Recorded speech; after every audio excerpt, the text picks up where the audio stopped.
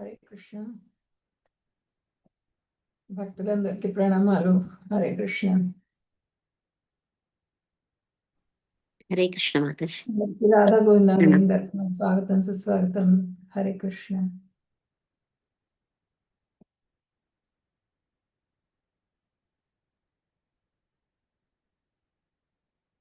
ఈరోజు మనం 2వ అధ్యాయం సాంఖ్యయోగం గురించి చెప్పుకోబోతున్నాము.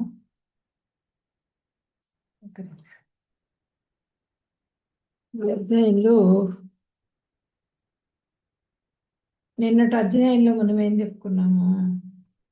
అర్జున విషాద యోగం. అర్జున విషాద యోగంలో మనం ఏం చెప్పుకున్నామంటే అనిశ్చయ స్థితికి వెళ్ళిపోయారు అర్జునుడు.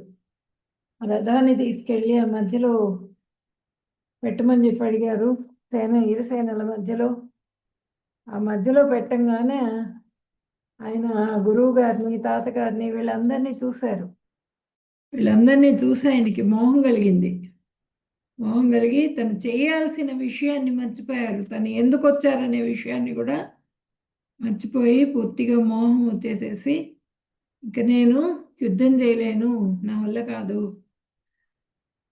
అని చెప్పినని ఆయన పూర్తిగా గాంధీవాన్ని వదిలేశారు.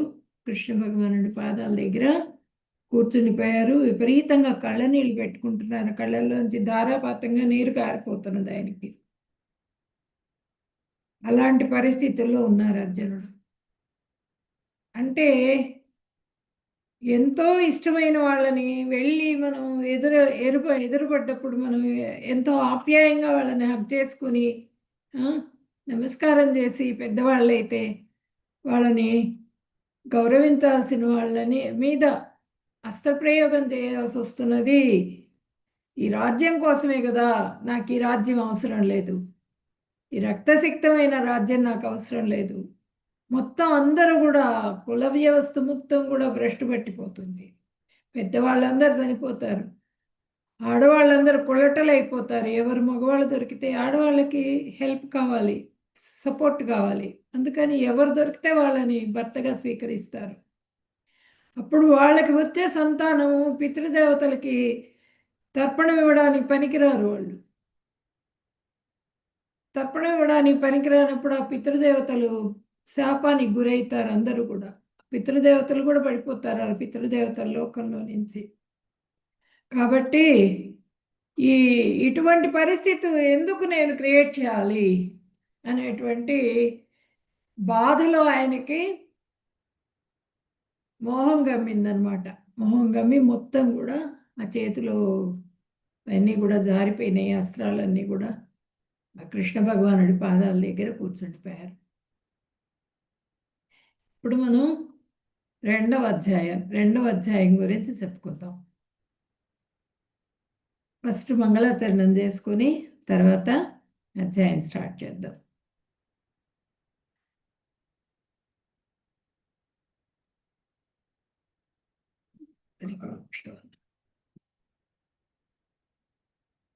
అజ్ఞానతిమిరాంధస్య జ్ఞానాంజనశలాకయా చక్షురున్మిళితం యేన తస్మై శ్రీ గురవే నమః. శ్రీచైతన్యమనోభీష్టం స్థాపితం యేన భూతలే స్వయం రూపః కదా మహ్యం దదాతి స్వపదాంతికం. వందేహం శ్రీగురో శ్రీయుతపదకమలం శ్రీగురున్ వైష్ణవాంశ్చ శ్రీరూపం సాగ్రజాతం సహగణ రఘునాథాన్వితం తం సజీవం సాద్వైతం సావధూతం పరిజన సహితం కృష్ణ చైతన్య దేవం శ్రీ రాధా కృష్ణ పాదాన్ సహగణ లలితా శ్రీ విశాఖాన్వితాంశ్చ. हे कृष्ण करुणा सिंधो दीनबंधो जगत्पते गोपेश गोपिका कांता राधा कांता नमोस्तुते. तप्त कांचन गौरांगी राधे वृंदावनेश्वरी वृषभानुसुते देवी प्रणमामि हरिप्रिये.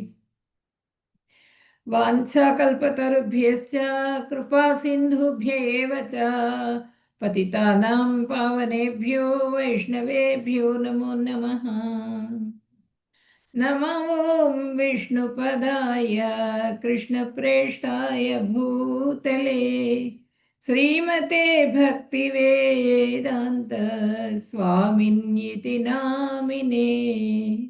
నమస్తే సరస్వతి దేవే గౌరవాణి ప్రచారిణే నిర్విశేష శూన్యవాది పాశ్చాత్య దేశతారిణే.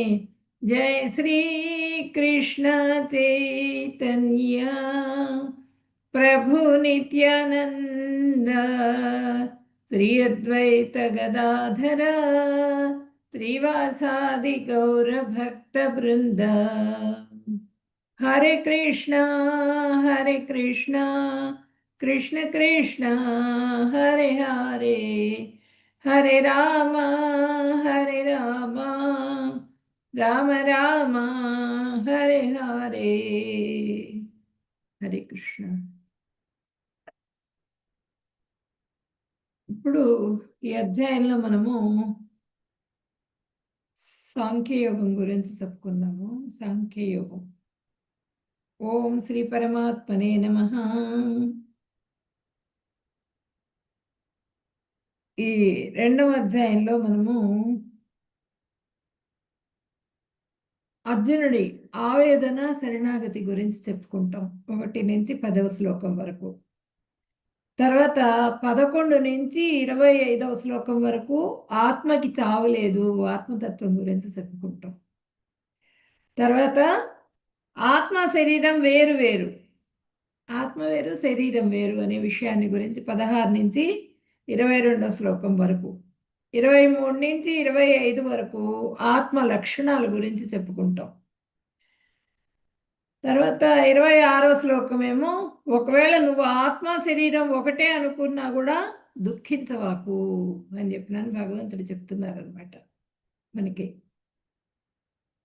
4 కారణాలు చెప్పారు, యుద్ధానికి ప్రోత్సహించారు కృష్ణ భగవానుడు. ఏంటి? ఆత్మతత్వం తెలుసుకొని యుద్ధం చెయ్యి, నీవు యుద్ధం చేయాలి, తప్పకుండా చేయకుండా మానేయొద్దు. క్షత్రియ ధర్మాన్ని పాటించాలి, క్షత్రియ ధర్మాన్ని పాటించి నువ్వు సుక్షత్రియుడివి కాబట్టి నువ్వు యుద్ధం చేయాలి. అది 31 నుంచి 38 వరకు. తర్వాత బుద్ధి యోగాన్ని ఆచరిస్తూ యుద్ధం చెయ్యి, 39 నుంచి 53వ శ్లోకం వరకు. నీ బుద్ధి యోగాన్ని అనుసరించి యుద్ధం చేయి నువ్వు. తర్వాత స్థితప్రజ్ఞుడివే యుద్ధం చెయ్యి, 54 నుంచి 72వ శ్లోకం వరకు స్థితప్రజ్ఞుడు ఎలా ఉంటాడు అన్న దాని గురించి చెప్పారనమాట. ఈ 4 విషయాల్ని కూడా ఈ అధ్యాయంలో చెప్పుకుంటాం మనం, కృష్ణ భగవానుడు చెప్పినవి.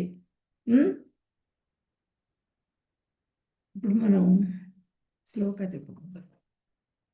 తంతథా కృపయా విష్ణం అశ్రుపూర్ణాకులేక్షణం విషీదంతం ఇదం వాక్యం ఉవాచ మధుసూదన. సంజయుడు చెప్తున్నారు. సంజయ్ ఉవాచ. సంజయుడు ఏం చెప్తున్నారు? మనసు కుంగినవాడై శోకతప్త హృదయంతో కంటి నిండా నీరు నిండిన అర్జునుడిని చూసిన శ్రీకృష్ణుడు ఈ విధంగా అంటున్నారు. కృష్ణుడు ఈ విధంగా చెప్తున్నారు అంటే ఆయన చాలా సంతోషపడిపోయినారు. ఎవరంటే ధృతరాష్ట్రుడు ఎగిరి గంతేశాడనమాట. అబ్బా, అంటే అర్జునుడు దుఃఖంలో పడిపోయినాడంటే, యుద్ధాన్ని చేయను అని చెప్పనని అస్త్రాలు వదిలేశాడంటే విజయం మనదే. యుద్ధం చేయకుండానే వాళ్ళు వెళ్ళిపోతారు వెనక్కి, మళ్ళీ ఏ అడవులకో వెళ్ళిపోతారు వాళ్ళు. వాళ్ళ నిదానంగా ఏదో ఒక రకంగా చంపేసేయచ్చు వాళ్ళని. మొత్తం రాజ్యాన్ని మనం ఏలుకోవచ్చు. ఆ సింహాసనం, ఆస్తుల మీద, సింహాసనం మీద మనిషికి అంత వ్యామోహం ఉంటుందన్నమాట. ఆ వ్యామోహం ఉండకూడదు అనేది మనం తెలుసుకోవాలి భగవద్గీత ద్వారా. మనం భగవంతుడి పాదాలనే ఆశ్రయించాలి. లాస్ట్కి ధృతరాష్ట్రుడికి ఏమైంది? అంత మోహంలో పడ్డాడు. నా కొడుకే, నా నా నా నా అనుకున్నాడు. లాస్ట్కి ఏమైంది? మొత్తం అందరూ కొడుకులందరూ చచ్చిపోయినారు. అంత వినాశనానికి కారణమయ్యాడు, కారణభూతుడయ్యాడు అనమాట. అది మనం తెలుసుకోవాలి. ఈ భగవద్గీత ద్వారా నేర్చుకోవాల్సింది ఏంటంటే భగవంతుడి భక్తి, ఆ భక్తిని ఇంప్రూవ్ చేసుకోవాలి మనం. భక్తిని పెంచుకునే ప్రయత్నం చేయాలి. భౌతికమైనటువంటివి కాదు మనం కోరుకోవాల్సింది. నీ పాదాలకి దగ్గరగా రావాలి నేను అని కోరుకోవాలి భగవంతుడిని.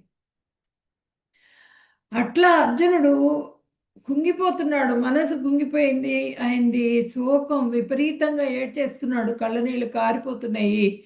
ఆ భగవంతుడి పాదాల దగ్గర కూర్చుండిపోయాడు. ఈ విధంగానే కుతస్త్వా కస్మల విధం అర్జునుడు ఏడుస్తూ కూర్చున్నారు. కూర్చుండేటప్పటికీ ఇక్కడ భగవంతుడు చెప్తున్నారు, కుతస్త్వా కస్మలమిదం విషమే సముపస్థితం అనార్యజుష్టం అస్వర్గ్యం అకీర్తికరం అర్జున. అకీర్తికరం, నీ కీర్తి మొత్తం కూడా మంట కలిసిపోతుంది అర్జున. ఏమిటిది? కుతస్త్వా కస్మలమిదం, ఈ మోహం నీకు ఎక్కడి నుంచి వచ్చింది? ప్రతి క్షణం ఎంతో సావధానంగా ఉండాల్సిన సమయం ఇది. ఎంతో అలర్ట్గా ఉండాలి నువ్వు. అలర్ట్గా ఉండాల్సిన వాడివి ఇట్లా ధనుర్బాణాలు వదిలేసేసి ఇలా కూర్చుండిపోతే వాళ్ళు ఊరుకుంటారా? నిన్ను చంపేస్తారు. నిన్ను చంపేస్తే రాజ్యం కోసమే కదా వాళ్ళు అక్కడ వచ్చి నిలబడింది, ధర్మం కోసం రాలేదు వాళ్ళు. వాళ్ళు అక్కడ వచ్చి నిలబడ్డది రాజ్యం కోసం, కాబట్టి నిన్ను చంపేస్తారు వాళ్ళు. ఈ సమయం నువ్వు ఈ విధంగా బిహేవ్ చేయాల్సిన సమయం కాదు ఇది. నువ్వు అలర్ట్గా ఉండాలి. ఎవరైనా నీ మీద ప్రయోగిస్తారా, ఎవరు నీతో యుద్ధానికి వస్తున్నారు అన్నది వాళ్ళది చూసుకోవాలి, ఎవరెవరిని ఏ విధంగా ఎదుర్కోవాలన్నది నువ్వు ఆలోచించాలి. ఈ సమయం క్షత్రియుడిగా, సుక్షత్రియుడిగా నువ్వు చేయాల్సిన పని అది. ఈ సమయంలో ప్రతి క్షణం నువ్వు సావధానంగా ఉండాల్సింది. ఈ విధంగా చేస్తున్నావేంటి? ఒక ఆర్యుడైన వాడు, తెలివి గలవాడు. ఆర్యులు అనార్యులు. ఆర్యులంటే ఒక ఒక ఆర్యులు, ఆర్యులైన వాళ్ళంటే ఏంటంటే తెలివిగల వాళ్ళు. అనార్యులంటే ఏంటంటే వాళ్ళు అనాగరికులు, వాళ్ళకేం తెలియదు. ఆర్యుడైన వాడు చేయాల్సిన పని కాదు ఇది. అనార్య దుష్టం అస్వర్గ్యం. ఆర్యులైనటువంటి వాళ్ళు ఎవరు ఈ విధంగా చేయకూడదు. అనార్యుల్లాగా బిహేవ్ చేస్తున్నావు. అనార్య దుష్టం అస్వర్గ్యం అకీర్తికరం అర్జున. ఈ ప్రవర్తన నీకు తగదు. ఎవరు దీన్ని అంగీకరించరు. ఆర్యులు ఎవరు కూడా అంగీకరించరు నువ్వు చేసేది. అబ్బా, అర్జునుడు చాలా గొప్పవాడు, తాతగారిని అక్కడ గురువు గారిని వాళ్ళని గౌరవిస్తూ యుద్ధం నుంచి తొలగిపోయాడు అని చెప్పిన ఎవరు నిన్ను కీర్తించరు. నువ్వు చేసేది తప్పు. కాబట్టి ప్రతిష్ట కలిగిన వ్యక్తి వ్యవహారం కాదు ఇది. నీకెంత గొప్పవాడివి నువ్వు, విజయుడివి నువ్వు. అంత గొప్ప మొత్తం మన వంశం ఏంటి, భరత వంశం మొత్తం అంతా కూడా పోతుంది నీ మూలంగా. నువ్వు ఈ విధంగా బిహేవ్ చేసావంటే ఆ వంశ ప్రతిష్ట కూడా మంట కలిసిపోతుంది. కాబట్టి నువ్వు చేయాల్సిన సమయం కాదు ఇది. అపకీర్తి వస్తుంది. నాగరిక సమాజంలో, ఒక సభ్య సమాజంలో ప్రవర్తించాల్సిన పరిస్థితి కాదు ఇది. ఒక సభ్య సమాజంలో ఏ విధంగా బిహేవ్ చేయాలో నువ్వు ఆ విధంగా బిహేవ్ చేయట్లేదు. ఈ లోకంలో, పై లోకంలో కీర్తి ఉండదు నీకు. ఈ లోకంలో నిన్ను తిట్టిపోస్తారు అందరూ కూడా, అర్జునుడు తప్పు చేశాడు అని. పోనీ పైలోకానికి వెళ్ళగలుగుతావా? అది లేదు. అక్కడ కూడా అపకీర్తే నీకు. కాబట్టి ఇది పద్ధతి కాదు. విషమే అంటే ఈ క్లిష్ట సమయంలో నీకు ఇలా బిహేవ్ చేయటం తగదు.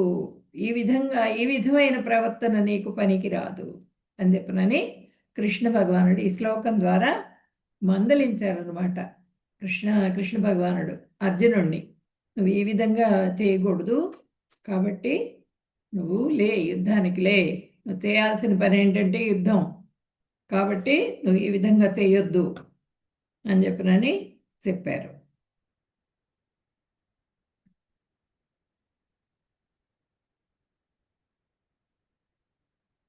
అర్జున ఉవాచ హరే కృష్ణ.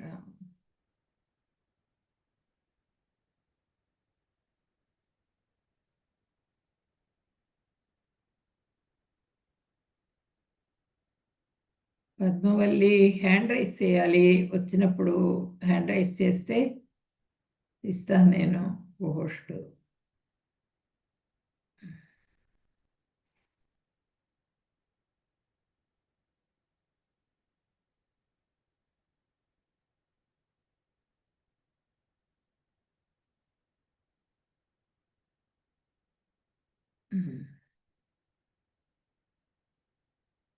ఇదొక సభ్య సమాజంలో ఒక మర్యాద గల వ్యక్తి ప్రవర్తించాల్సిన తీరు కాదు ఇది. నువ్వు ప్రవర్తించాల్సింది, నువ్వు ఒక రాజువి, ఒక చక్రవర్తివి. నువ్వు ధర్మ ప్రతిష్టాపన కోసంగా వచ్చావు ఇక్కడికి. వాళ్ళ అధర్మపరులు, వాళ్ళు అధర్మంగా బిహేవ్ చేస్తున్నారు కాబట్టి వాళ్ళని శిక్షించడం కోసంగా వచ్చావు నువ్వు ఇక్కడికి. వచ్చినప్పుడు నువ్వు చేయాల్సిన పని ఇది కాదు అని చెప్పారు కృష్ణ భగవానుడు. అర్జున ఉవాచ కథం భీష్మమహం సంఖ్యే ద్రోణంచ మధుసూదన ఇషుభి ప్రతియోస్యామి పూజార్హావరిసూదన. అర్జునుడు పలుకుతున్నారు, ఓ చిత్రసంహార, ఓ మధుసూదన, పూజార్హులైన భీష్మ ద్రోణాదులను బాణాలతో నేను ఎలా కొట్టాలి? ఏ విధంగా కొట్టేది? నేను వాళ్ళకి పాదాలకు పూజ చేయాలి. నేను ఆ భీష్ముల వారు నన్ను చిన్నప్పటి నుంచే ఆయన ఒళ్ళో పెరిగాను నేను. తండ్రి కన్నా ఎక్కువగా ఆయన పెంచారు. ఆయన పితామహుడు, కురువృద్ధుడు, ఆయన పితామహుడు. ఆయన మాకు ఆయన్ని ఎట్లా నేను బాణాలతో శిక్షించేది? ఆయన్ని ద్రోణాచార్యుడు. మొత్తం నా అస్త్రశస్త్రాలన్నీ కూడా ఆయన ద్వారానే వచ్చినాయి. అన్నీ కూడా ద్రోణాచార్యుడి ద్వారా విద్యలన్నీ కూడా నేర్చుకున్నాను నేను చిన్నప్పటి నుంచి కూడా. ఆయన గురువు నాకు. ఆయన్ని ఎట్లా నేను శిక్షించేది? ఏ విధంగా బాణాలతో ఏ విధంగా కొట్టేది నేను అని చెప్పినని అడిగారు అనమాట.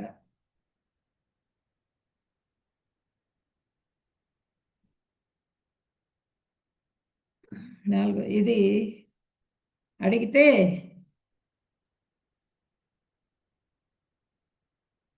కార్పణ్యదోషోపహత స్వభావః పృచ్ఛామి త్వాం ధర్మ సమ్మూఢచేతాః యచ్ఛ్రేయస్యాన్నిశ్చితం బ్రూహి తన్మే శిష్యస్తే అహం సాధిమాం త్వాం ప్రపన్నం. మమకారం అనే దోషం కారణంగా నేను ఇప్పుడు నా కర్తవ్యం విషయంలో మోహం చెంది శాంతిని కోల్పోయాను. నిజంగా ఏది శ్రేయస్కరమో చెప్పమని అడుగుతున్నాను. నేను నీ శిష్యుడను, నీకు శరణాగతుడను, దయచేసి నాకు ఉపదేశించు. అంటే మమకారం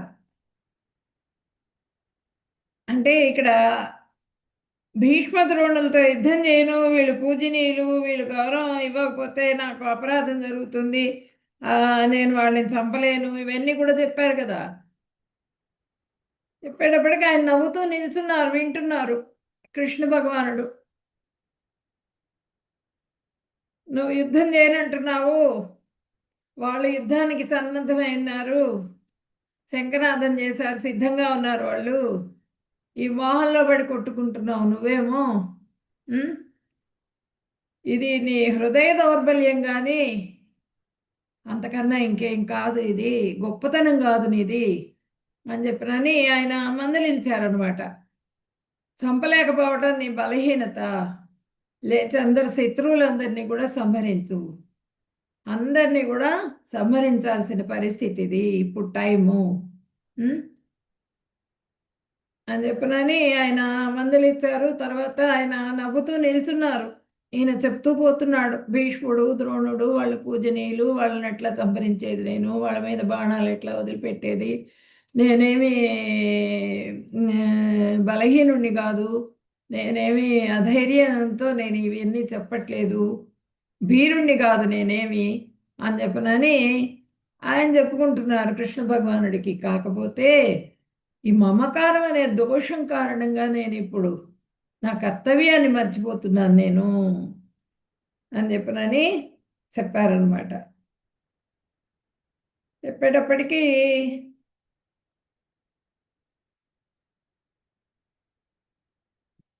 నన్ను నువ్వు నాకు దారి చూపించు, నేను ఎట్లా చేయాలి, నేనేం చేయాలి అన్నది నువ్వే నాకు దారి చూపించాలి అని చెప్పనని కాళ్ళ మీద పడ్డాడు ఆయన, శరణాగతి వేడుకున్నాడు. ధర్మం పట్ల నా బుద్ధి సరిగ్గా ధర్మ నిర్ణయం చేయలేకపోతున్నది. స్వభావం, వీర్యం, శౌర్యం ఇవన్నీ కూడా, యుద్ధం చేయటం కానీ ఇవన్నీ కూడా చేయలేకపోతున్నాయి. ఈ కార్పణ్య దోషం మూలంగా నా వల్ల కావట్లేదు. ఈ దోషం కలుగుతున్నది, కార్పణ్య దోషం వస్తున్నది నాకు. క్షత్రియ ధర్మాన్ని వదిలేస్తున్నాను నేను, యుద్ధం చేయటం కానీ, క్షత్రియ ధర్మం యుద్ధం చేయటం కానీ గురువుని సంహరించలేకుండా ఉన్నాను. నా స్వభావం నాకు అర్థం కావట్లేదు, నేను నిర్ణయం తీసుకోలేకపోతున్నాను, ఏం చేయాలి నేను అని చెప్పినని ఆయన వాపోతున్నారనమాట. కృష్ణ భగవానుడి దగ్గర చెప్పుకుంటున్నారు తన బాధ అంతా. నేను లోభినైపోతున్నాను, కార్పణ్య దోషం, లోభత్వానికి గురవుతున్నాను. లోభం అంటే ఏంటి? వాడి దగ్గర కోట్లు ఉంటాయి, కానీ వాడు తన కోసం కూడా ₹1 ఖర్చు పెట్టుకోడు. ఉన్నాయని తెలుసు, కానీ ₹1 కూడా ఖర్చు పెట్టడు. అట్లా పెట్టి పెట్టి పెట్టి పెట్టి ఏ ధర్మకార్యం కూడా చేయడు, వెళ్ళిపోతాడు. ఏం చేసావురా నువ్వు అంటే భగవంతుడు అడుగుతాడు, ఏం చేసావు నువ్వు? మానవుడిగా జన్మ వచ్చింది కదా, ఏం చేసావు? ఏం లేదు, ఏమీ చేయలేదు, ఉత్త చేతులు చూపిస్తాడు.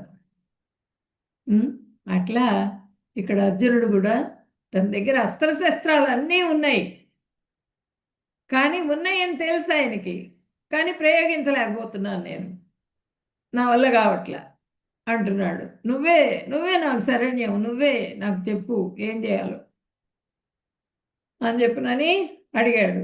ఇప్పటి వరకు నేను చెప్పిన విషయాన్ని పెద్ద పండితుడిలాగా చెప్పావు అన్నీ కూడా. వాళ్ళు గురువులు, వాళ్ళు మా తాతగారు పెద్దవాళ్ళు, వాళ్ళని చంపకూడదు, ఇవన్నీ చెప్పావు నువ్వు నాకు.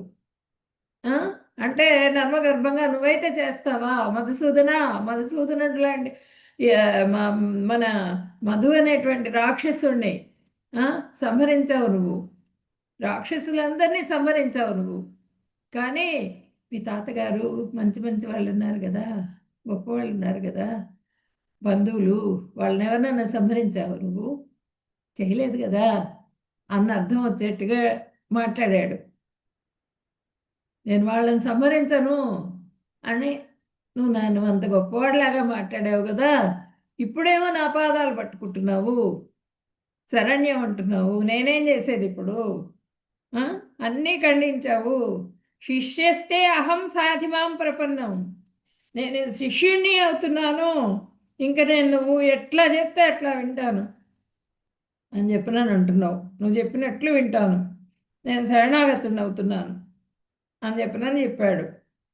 ఓకే, నువ్వు నాకు మిత్రుడివి కదా, నీకు నా పట్ల గౌరవభావం ఎలా కలుగుతుంది? నువ్వు నాకు శరణాగతుడు అంటున్నావు, కానీ మిత్రుడు అయ్యేటప్పటికి ఆయనకి ఏదైనా నచ్చకపోతే చాట్ ఇది కాదు అది అంటాడు. అరే అది కాదురా, ఇట్లా చేస్తే బాగుంటుంది అంటారు. నువ్వు నాకు మిత్రుడివి కదా, కాబట్టి నేను చెప్పినవన్నీ కూడా నువ్వు చెప్పేస్తూ ఉంటావు, కాబట్టి నేను ఎట్లా చెప్పేది నీకు? నాకు మిత్రుడివి నువ్వు, నా పట్ల గౌరవభావం ఎట్లా కలుగుతుంది నీకు? నువ్వు ఒక పని చేయి, అందరికన్నా పెద్దవాడైనటువంటి మీ వంశంలో పెద్దవాడు ఎవరైతే ఉన్నారో వాళ్ళని గురువుగా తీసుకో, వాళ్ళని అడుగు అని చెప్పనని కృష్ణ భగవానుడు చెప్పారు. మా వంశంలో పెద్దవాళ్ళు ఎవరున్నారు? భీష్ముల వారు పెద్దవాళ్ళు, అది ఎదుటి పక్షంలో ఉన్నారు, ఆయన అడగటానికి లేదు. ఇప్పుడు పెద్దవాళ్ళు ఎవరున్నారు అని చెప్పంటే, ఇప్పుడు ఆ వ్యాసుల వారు ఉన్నారు కదా పెద్దవారు, ఆయన్ని పిలిచి ఆయన్ని అడుగు నువ్వు, ఆయన్ని గురువుగా చేసుకుని ఆయన్ని అడుగు నువ్వు అని చెప్తారనమాట కృష్ణ భగవానుడు. చెబితే అప్పుడు ఈయన ఏం చెప్తారంటే అర్జునుడు, నాకు అన్నీ నువ్వే, సఖుడివి, స్నేహితుడివి, మొత్తం అంతా కూడా నువ్వే. చిన్నప్పటి నుంచి నీతో నాకు సంబంధం ఉంది, నేనేంటి అన్నది నీకు తెలుసు. కాబట్టి నువ్వే నా గురువువి, నన్ను గురించి తెలిసినటువంటి నువ్వే నా గురువువి. నిన్ను గురించి నాకు తెలుసు, నన్ను గురించి నీకు తెలుసు. నీ భక్తుణ్ణి నేను, నీ శరణాగతుణ్ణి. నువ్వు నన్ను ఈ టైంలో నువ్వే నన్ను రక్షించాలి ఈ బాధ నుంచి అని చెప్పినని ఆయన మళ్ళీ, నేను ఫుల్ సరెండర్ అయిపోతున్నాను నీకు, ఇంక వేరే గురువులు ఎవ్వరూ వద్దు నాకు అని చెప్పినని ఆయన ప్రార్థించారనమాట కృష్ణ భగవానుడిని. దయచేసి నాకు ఉపదేశించు, నేనేం చేయాలి నెక్స్ట్, నా స్టెప్ ఏంటి అన్నది నువ్వే చెప్పాలి. అంటే ఇప్పుడు సంజయుడు చెప్తున్నారనమాట, మొత్తం ఆ కృష్ణుడు ఉన్నారు అక్కడ. అర్జునుడు ఒకవేళ నేను యుద్ధం చేయను అన్నా కూడా ఈయన ఒప్పుకోడు, నువ్వేం పెద్ద సంతోషపడవాకు, ఎక్కువ రాజ్యమేమి నీకు రాదు అని చెప్పనని ఆ రాజును రెడీ చేస్తున్నాడు అనమాట సంజయుడు. సంజయ ఉవాచ ఏవం ముక్త్వా హృషికేశం గుడాకేశః పరంతప నయోస్యేతి గోవింద ముక్త్వా తూష్ణీం బభూవః. సంజయుడు పలికెను, శత్రువులను తప్పింపజేసే అర్జునుడు శ్రీకృష్ణుడితో, గోవిందా, నేను యుద్ధం చెయ్యను అని చెప్పి మౌనంగా ఉండిపోయావు, నేను యుద్ధం చేయలేను అని చెప్పినని మౌనంగా ఉండిపోయారు ఆయన. నువ్వే నాకు శరణ్యం, నువ్వే గురువువి, కానీ నీ ఏం చేయాలో నువ్వు నాకు చెప్పు అని చెప్తూనే నేను యుద్ధం చేయనంటున్నాడు ఆయన అని సంజయుడు చెప్పడం జరిగింది. ఇప్పుడు ఆత్మజ్ఞానం అన్నమాట ఇక్కడి నుంచి. శ్రీ భగవాన్ వాచ అశోచ్యానన్వశోచ్యస్త్వం ప్రజ్ఞావాదాంశ్చ భాషసే గతాసూన గతాసూంశ్చ నానుశోచంతి పండితాః.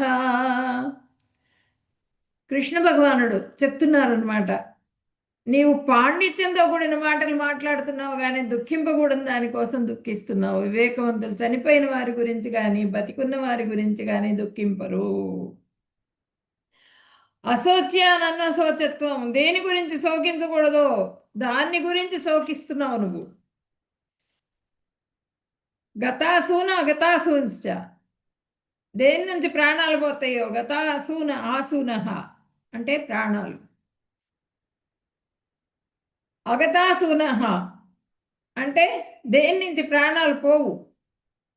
ఆ రెండు అంటే ఈ రెండు గతాసూన గతాసూనః సూనః అంటే ఏంటంటే మన దేహం, స్థూల దేహం, ఈ స్థూల దేహం క్షరం, అది దాని పని అయిపోగానే దాన్ని ఎప్పుడు అప్పటిదాకా పేరు పెట్టి ఓ కలెక్టర్ గారు అది ఇది అని పిలిచి వాళ్ళని గౌరవించిన వాళ్ళు ఈ బాడీ ఎప్పుడు తీసేస్తారండి, ఎన్ని గంటలకి తీసేస్తారు, ఎన్ని గంటలకి తీసుకెళ్తారంటారు. అయిపోతుంది, ఆ దేహం పని అయిపోతుంది. అదే గతాసునః, దీన్ని తీసేస్తారు, దీన్ని కాల్ చేస్తారు, పూర్తి చేస్తారు, ఏదో చేసేస్తారు. తర్వాత సూక్ష్మదేహం ఉంటుంది, ఆ సూక్ష్మదేహం కూడా ముక్తి పొందేదాకా అలాగే ఉంటుంది సూక్ష్మదేహం కూడా. కాబట్టి దేని గురించి నువ్వు దుఃఖిస్తున్నావు? గతాసూన గతాసూంశ్చ నాను శోచంతి పండితాః, పండితుల్లాగా అనుకొని దుఃఖిస్తున్నావు నువ్వు. దేని గురించి దుఃఖిస్తున్నావు? ధర్మశాస్త్రం కన్నా ముఖ్యమైన శాస్త్రం ఇంకొకటి లేదు. కాబట్టి నీ కర్మని ఆచరించటం ఎటువంటి ఫలాపేక్ష లేకుండా కర్తవ్యాన్ని నిర్వర్తించాలి. ఫలాపేక్ష ఉండకూడదు, నాకు ఈ ఫలితం కావాలి అని కోరుకోకూడదు. నువ్వు నీ ధర్మాన్ని నువ్వు నిర్వర్తించు అని చెప్పినని చెబుతున్నారు.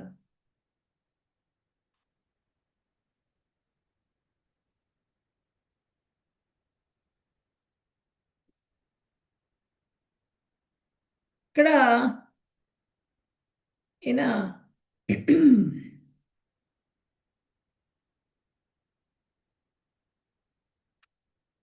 ఇక్కడ మనకి ఈయన కూడా సుఖదేవ గోస్వామి చెప్పారు, సర్వేషామేవ భూతానాం నృపాస్వాత్మేన వల్లభ. అన్ని ప్రాణులకి ప్రియమైనది ఏంటంటే ఆత్మేన వల్లభ, ఆత్మ ప్రియమైంది. అన్ని ప్రాణులకు కూడా ఆత్మ ఎంతో ప్రియమైనది అని చెప్పినని మనకి ఆ భాగవతంలో చెప్పారు పరీక్షిత్ మహారాజుకి సుఖదేవ గోస్వామి. కాబట్టి ఆత్మని సంరక్షించుకోవాలి. అంతేగాని ఆత్మ ఎప్పుడు కూడా ఈ దేహం వెళ్ళిపోయిన తర్వాత ఇంకొక దేహంలో ప్రవేశిస్తుంది, దానికి చావు అనేది లేదు. ఆత్మ ఎప్పుడు అనాది, ఎప్పటి నుంచో వస్తున్నది. అట్లాగే ఇప్పుడు నెక్స్ట్ శ్లోకంలో చెప్పుకుందాం మనం.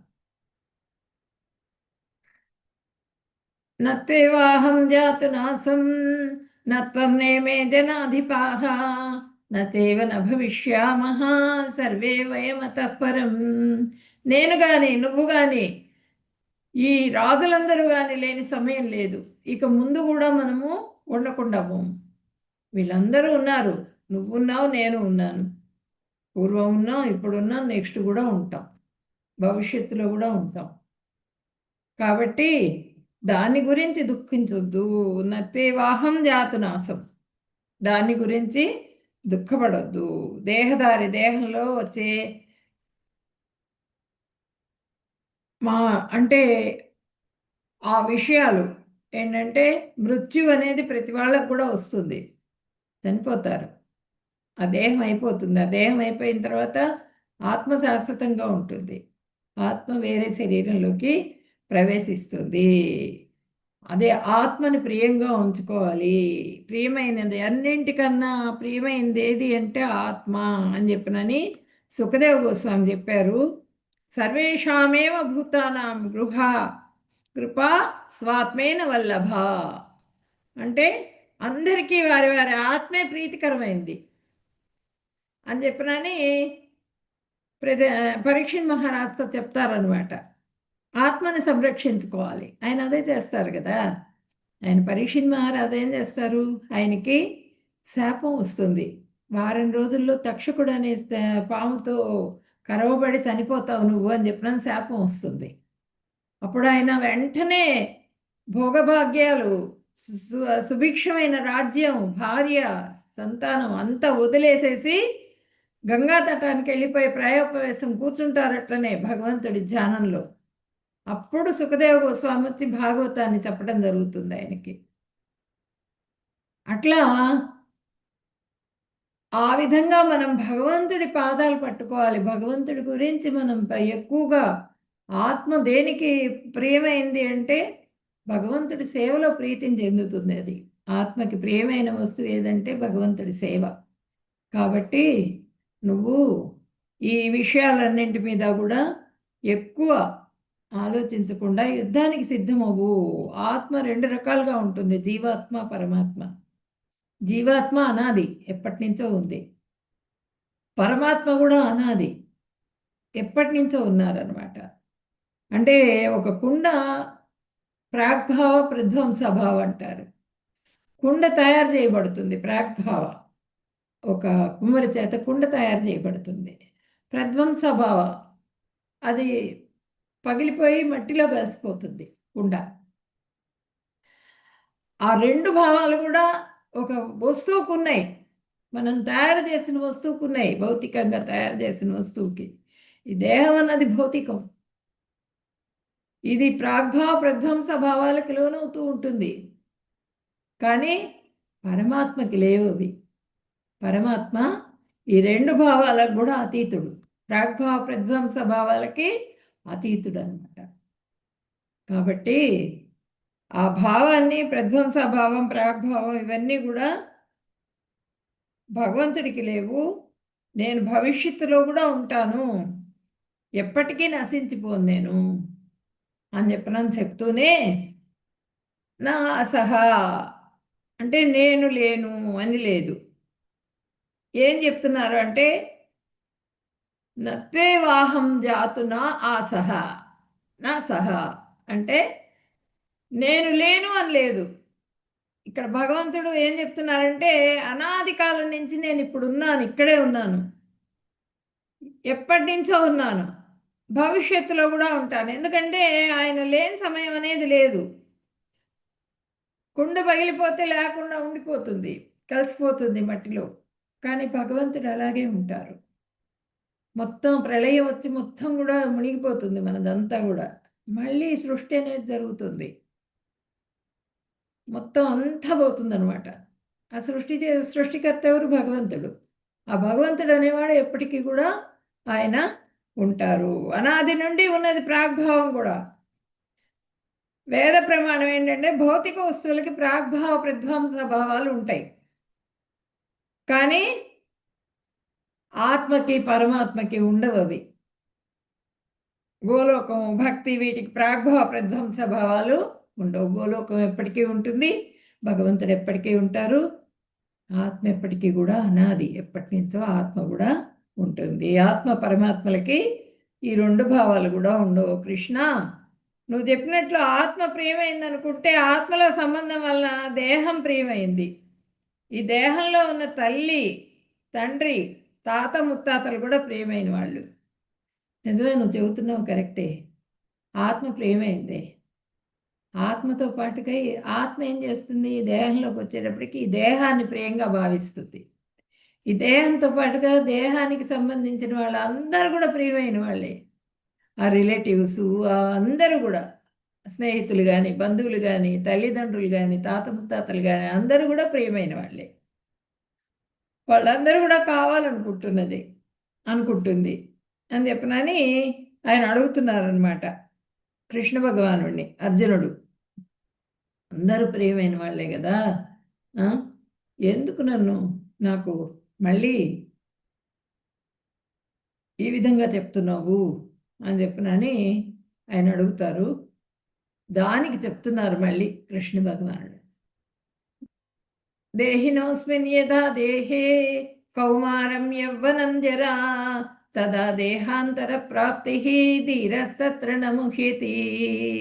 దేహదారి దేహంలో బాల్యం నుండి యవ్వనానికి, దాని నుండి ముసలితనానికి క్రమంగా సాగిపోతుంది. అదేవిధంగా మరణ సమయంలో జీవాత్మ ఎవరి యొక్క దేహంలోని ప్రవేశిస్తుంది. వివేకవంతులు ఈ విషయమున ఆందోళన పడరు. ఇప్పుడు చిన్న పిల్లవాడుగా పుడతాం కదా, చిన్న బేబీగా ఉంటాం. అసలు అప్పుడు మనకేమీ తెలియదు, పళ్ళు కూడా ఉండవు. తర్వాత పళ్ళు వస్తాయి, తర్వాత హెయిర్ వస్తుంది, తర్వాత నడత పడుకొని ఉండే వాళ్ళని నడుస్తాము. అన్ని మార్పులన్నీ కూడా వచ్చేస్తాయి దేహంలో. ఒక్కొక్క మార్పే వస్తుంటే విపరీతంగా ఎంజాయ్ చేస్తూ బర్త్డేలు చేసుకుంటాం.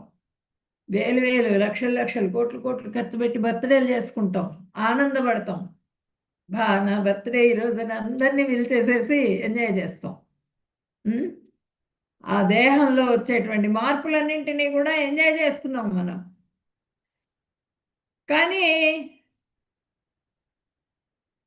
ఇప్పుడు ఆ దేహం వెళ్ళిపోతుంది అంటే, ఆ మార్పు దేహం వేరే దేహంలో ఏర్పడుతుంది అంటే, ఆత్మ వేరే దేహంలో ప్రవేశిస్తుంది అంటే, దాన్ని ఎందుకు నువ్వు యాక్సెప్ట్ చేయలేకపోతున్నావు?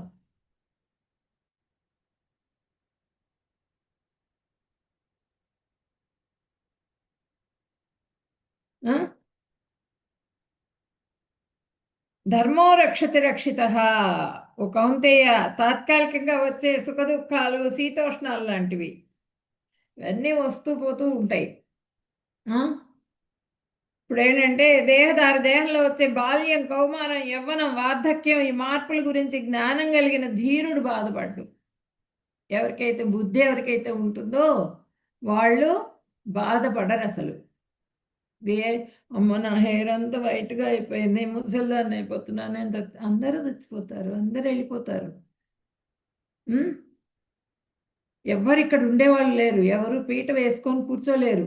ఆటోమేటిక్గా వాళ్ళకి ఏదో ఒక రకమైన ఇది వస్తుంది, వెళ్ళిపోతూనే ఉంటారు వాళ్ళు, ఈ దేహం వెళ్ళిపోతుంది. కాబట్టి దాని గురించి ఎక్కువగా ఆలోచించొద్దు. ఈ మార్పులు ఏ విధంగా మనం యాక్సెప్ట్ చేసామో అదే విధంగా చనిపోయిన వారికి కొత్త దేహం వస్తుంది, వేరే కొత్త దేహం వస్తుంది. వాళ్ళకి బాధపడకూడదు. జ్ఞానం కలిగిన ధీరుడు బాధపడడు. మరణాన్ని గురించి భయపడకూడదు, బాధపడకూడదు. అది ఎప్పుడు వస్తుంది? భగవంతుడి పాదాలు పట్టుకొని ఎప్పుడు సేవ చేసే వాళ్ళకి ఆ విధమైనటువంటి ధైర్యం వచ్చేస్తుంది అనమాట. మాతో పాటు భగవంతుడు ఉన్నాడు, నేను భగవంతుడికి సేవ చేస్తున్నాను. కృష్ణ భక్తిలో కృష్ణ కృష్ణ కృష్ణ, ఏ పని చేస్తున్నా సరే ధర్మంగా ఉండాలి. ధర్మో రక్షతి రక్షిత.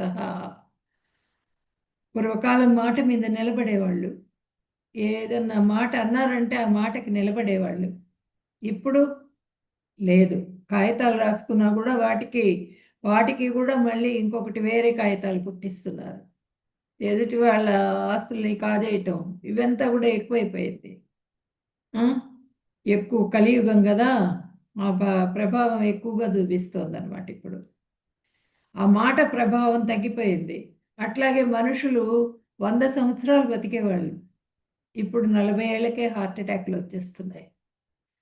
ఆ? అదంతా కూడా ఏంటంటే మనం ధర్మం ప్రకారంగా ప్రవర్తించనందువల్ల, మన ప్రవర్తన మన మన ఇది తీరుని బట్టి ఆహార వ్యవహారాలు సక్రమంగా లేనందువల్ల మనకు వచ్చేటువంటి బాధలు ఆ విధంగా ఉంటాయి అన్నమాట. అది మనం ధర్మం ప్రకారంగా నడుచుకోవాలి. ఈ మనిషిగా జన్మెత్తిన తర్వాత ధర్మమే మనల్ని రక్షిస్తుంది అనేది తెలుసుకుంటారనమాట మనం. ఇక్కడ చూడండి, ఈ 5 వాయువు, భూమి, అగ్ని, వాటరు, నీరు, ఆకాశం, ఈ 5 మూలకాలతో ఈ శరీరం అనేది ఏర్పడింది. ఈ శరీరం ఏర్పడిన తర్వాత ఈ శరీరంలో మనసు మనసు ఏం చేస్తుంది? మనసు ఆ ఇంద్రియ వస్తువుల పట్ల ఆకర్షితం అవుతుంది. ఇంద్రియ వస్తువులు ఏంటి? ఇవి కళ్ళు, ముక్కు, చెవులు, ఈ ఇంద్రియాలన్నీ కూడా ఏర్పడతాయి. ఈ ఇంద్రియాలన్నీ కూడా కోరికలు కలిగి ఉంటాయి. ఇవన్నీ కూడా మాకు అవి కావాలి, ఇవి కావాలి, ఇవి కావాలని కోరుకుంటూ ఉంటే వాటిని గురించి అవి తీర్చే ప్రయత్నంలో ఉంటుంది మనసు. ఇవన్నీ కూడా ఏర్పడతాయి దేహంలో. ఆ బేబీ ఏర్పడిన తర్వాత అన్నమాట, కడుపులో. తర్వాత ఆత్మ ప్రవేశిస్తుంది లోపల, మన దేహంలో ఆత్మ ప్రవేశిస్తుంది. ఈ ఆత్మని పరిరక్షించుకోవాలి. ఆత్మ ఎప్పుడు కూడా చాలా వెంట్రుక టిప్లో 10,000 వంతు ఉంటుందిట. అది ఎవరికి కనిపించదు, దొరకదు. అది ఉన్నది అని ఎట్లా తెలుస్తుంది అంటే మనలో ఉన్నటువంటి చైతన్యమే ఆత్మ. మనలో చైతన్యం ఎట్లా? శరీరంలో ఇట్లా ఎత్తుతున్నాం, చేతులు ఎత్తుతున్నాం, కదుపుతున్నాం, కళ్ళు తిప్పుతున్నాం, మాట్లాడుతున్నాం, ఇంద్రియాలన్నీ కూడా పనిచేస్తున్నాయి. అవి ఎట్లా పనిచేస్తున్నాయి? ఆత్మ ఉన్నది కాబట్టి, పరమాత్మ ఉన్నాడు కాబట్టి పరమాత్మ ఆదేశిస్తూ ఉంటాడు ప్రతి అవయవాన్ని కూడా. ప్రతి అవయవం కూడా, ప్రతి దేహంలో ప్రతి అవయవానికి కూడా అధిదేవత ఉంటారు. ఆ అధిదేవతలు అందరూ కూడా సక్రమంగా పనిచేయాలి. ఎట్లా ఎట్లా పనిచేయాలి అన్నది పరమాత్మ చెప్తూ ఉంటారనమాట. ఆ పరమాత్మ అధీనంలో ఉంటాయి. ఆ చైతన్యం అనేది మనిషిలో ఉన్నప్పుడు మాత్రమే ఆ బాడీ అంటే ప్రాణం ఉన్నట్లు. ఆ చైతన్యం వెళ్ళిపోతుంది బయటికి. ఆత్మ పరమాత్మ ఇద్దరు వెళ్ళిపోతారు, డెడ్ బాడీ అయిపోతుంది. అట్లా వాళ్ళిద్దరూ ఉన్నప్పుడే మనము ఇప్పుడు ఏం చేయాలి? ఒక కారు ఉన్నది, కారు డ్రైవ్ చేస్తున్నాడు, యాక్సిడెంట్ అయింది. యాక్సిడెంట్ అయినప్పుడు అమ్మో ₹1,00,00,000 కారు ఇది, వెంటనే కార్ షెడ్కి ఫోన్ చేసేసేయాలి అని అనుకుంటారా చుట్టుపక్కల వాళ్ళు? కారు డ్రైవర్ని రక్షిస్తారా? కారు డ్రైవర్ ప్రాణాల కోసం ప్రయత్నం చేస్తారా? కారును రక్షించే ప్రయత్నం చేస్తారా? కారుని రిపేర్ చేయించాలని ఆలోచిస్తారా? చెప్పండి. ఎవరైనా హ్యాండ్ రైస్ చేయండి, చెప్పండి, ఆన్సర్ చెప్పండి. శ్రీమన్నారాయణ స్వామి, ఆ? మనుషుల ఒక ప్రాణాలు కాపాడతాం స్వామి. ప్రాణాల కోసం ప్రయత్నం చేస్తారు, ప్రాణాలు కాపాడటం కోసంగా ప్రయత్నం చేస్తారు. Good, very good. ఇప్పుడు అట్లాగే ఇక్కడ పంజరం ఉంది. ఈ పంజరంలో చిలక ఉన్నది. ఈ చిలక అనేది ఆత్మ. ఈ పంజరాన్ని రోజు మనం, ఈ పంజరం దేహానికి రోజు సెంట్లు కొడుతున్నాం, సోపులతో రుద్దుతున్నాం, అన్నీ చేస్తున్నాం, దాన్ని బాగా పరిరక్షించుకునే ప్రయత్నం చేస్తున్నాం. కానీ లోపల ఉండే ఆత్మని మనం పరిరక్షించుకోవట్లా. ఆత్మ గురించి ప్రయత్నమే చేయట్లా. చేయనప్పుడు ఏమవుతుంది, ఈ పంజరాన్ని రోజు తుడుస్తున్నది. బంగారు పంజరంలో ఆత్మ ఉంది, చిలక ఉన్నది.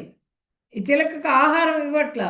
ఇవ్వనప్పుడు ఏమవుతుంది, బంగారం పంజరంలో ఉంది కదా అని చెప్పిన సేఫ్గా ఉంటుంది, అది ఉండదు కదా, ఇట్లా చచ్చిపోతుంది.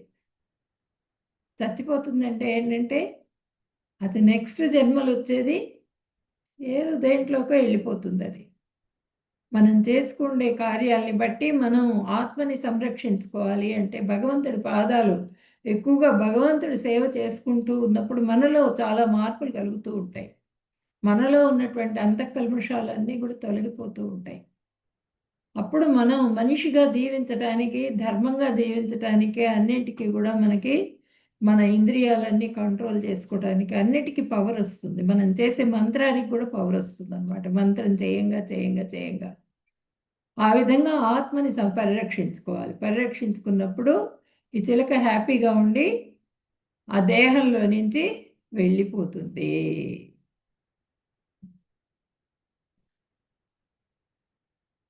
మాత్రా స్పర్శాస్తు కౌంతేయ శీతోష్ణ సుఖ దుఃఖదాః ఆగమాపాయినో అనిత్యాః తాం స్థితిక్షస్వ భారత.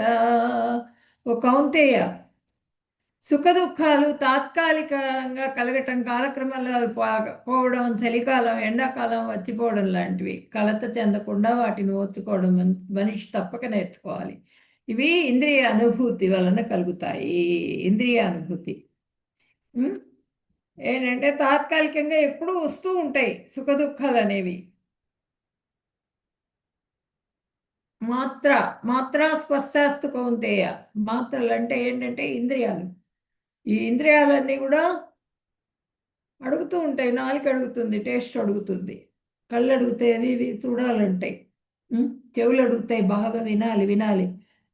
ఒక్కొక్కళ్ళకి ఒక్కొక్క రకమైన ఆసక్తి ఉంటుంది వినడంలో.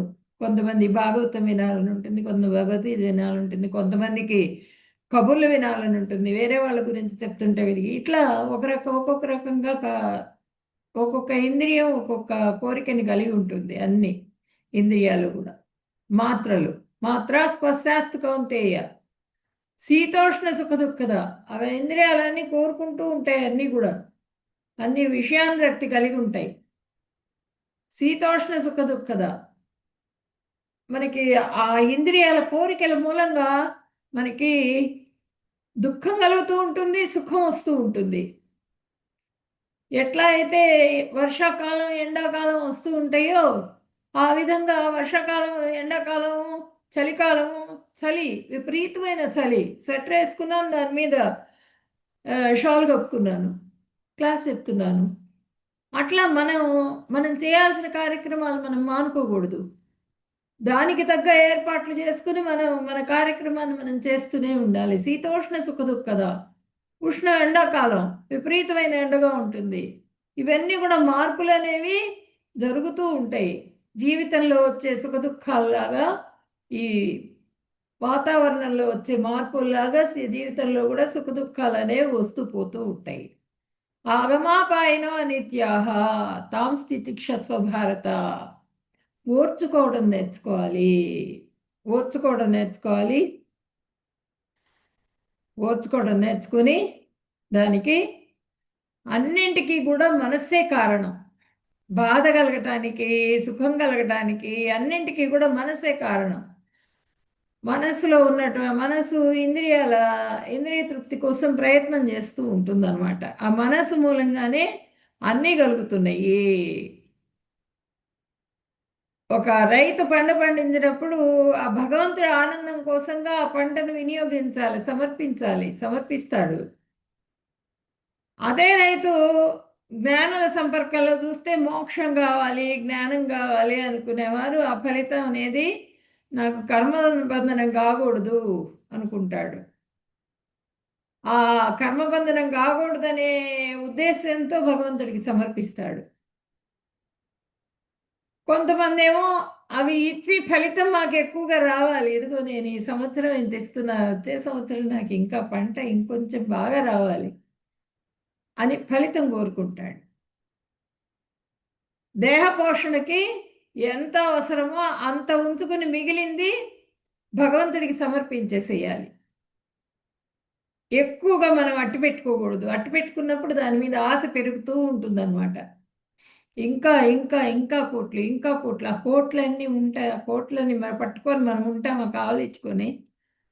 మనకి భగవంతుడి సేవ చేసుకుంటా ఆ సేవ 50% చేస్తే నెక్స్ట్ జన్మకు మళ్ళీ 51 నుంచి స్టార్ట్ అవుతుంది మనకి.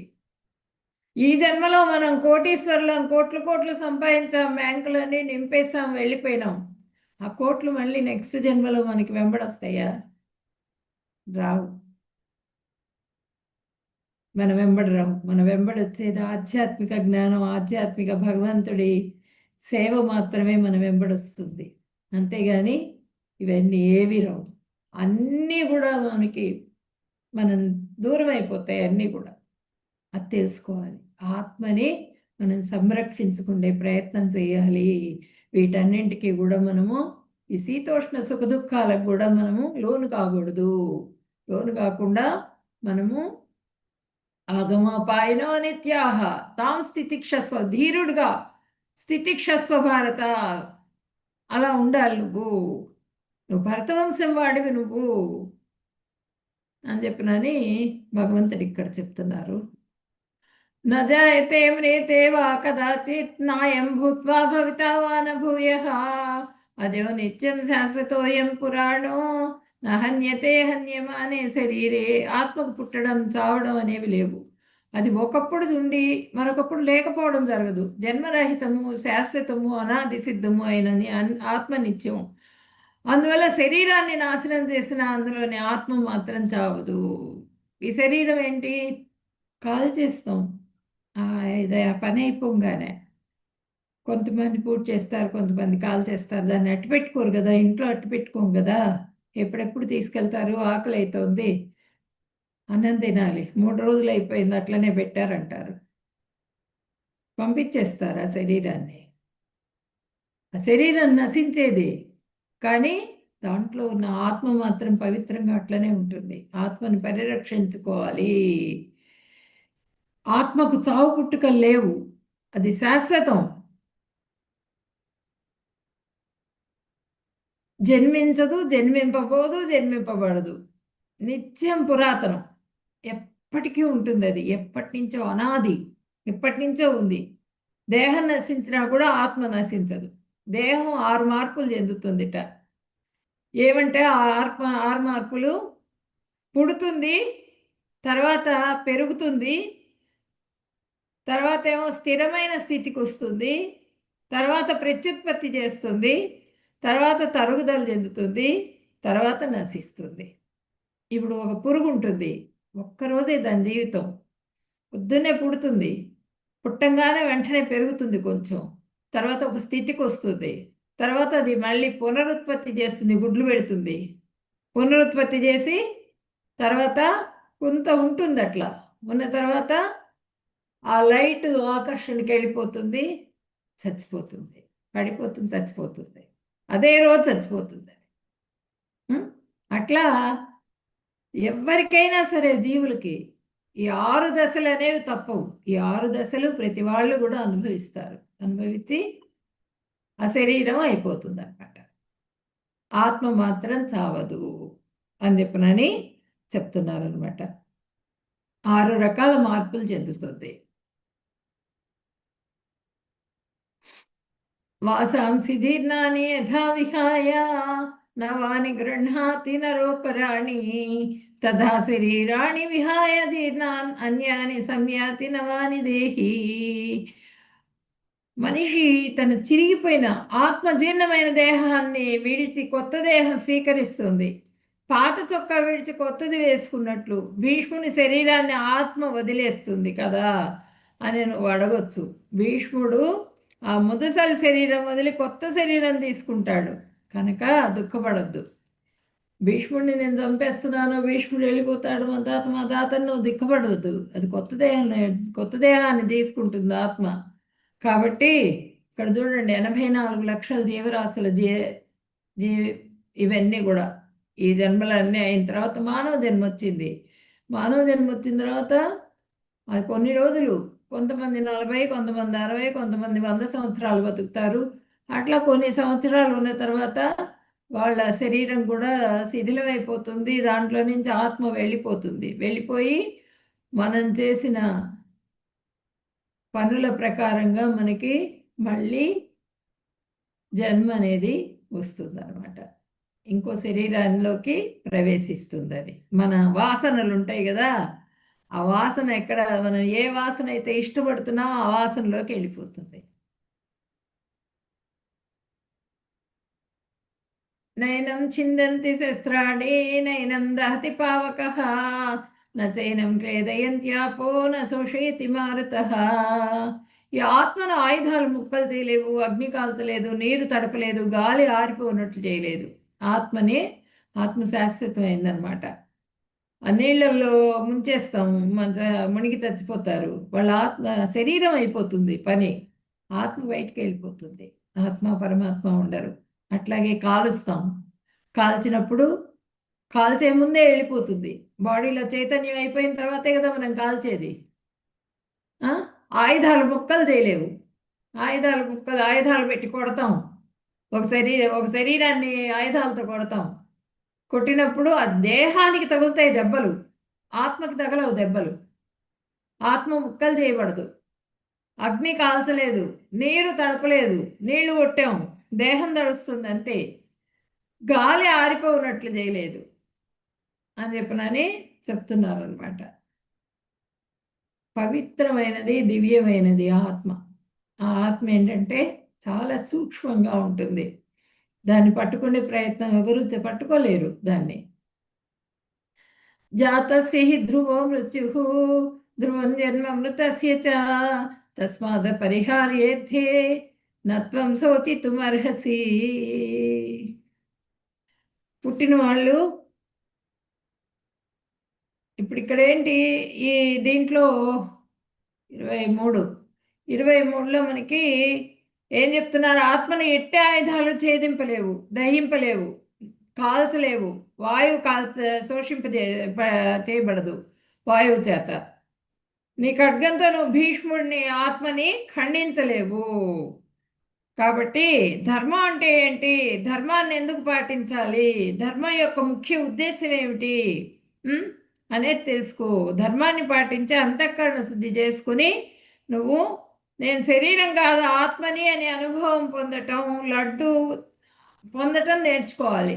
ఇప్పుడు ఒక లడ్డు తీగా ఉంది అని చెప్పినని వింటాం, అది తింటేనే కదా ఆ తీపి ఏంటి అన్నది తెలిసేది.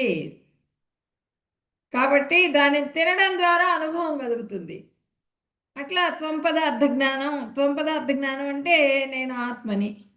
తత్పదార్థ జ్ఞానం అంటే ఇప్పుడు నేను ఆత్మని. ధర్మం గురించి తెచ్చింది కర్మార్పణం చేయాలి. కర్మార్పణం 2 రకాలు. కర్మను త్యాగం రూపంలో సమర్పించాలి, కర్మను ప్రేమగా అర్పించాలన్నమాట. అంటే కర్మార్పణ రూపం అంటే మనం చేసే పనుల రూపంలో మనం సమర్పణ చేయాలి భగవంతుడికి. భక్తులు కర్మను ప్రేమ రూపంలో భగవంతునికి సమర్పిస్తారు. ప్రేమగా ఏది ఇచ్చినా సరే, ఏ సేవ చేసినా సరే ప్రేమగా భగవంతుడికి సేవ చేస్తారు. కాబట్టి కర్మను అందరూ చేయాల్సిందే, ధర్మం పాటించాల్సిందే ప్రతి వాళ్ళు కూడా. శుద్ధ భక్తిలో ప్రవేశించడం అంటే 24/7 ఎప్పుడు కూడా కంటిన్యూస్గా కృష్ణనామస్మరణ చేసుకుంటూ ఉండాలి. ఏ టైంలో ఎప్పుడు మనకి వెళ్ళిపోతుందో తెలియదు.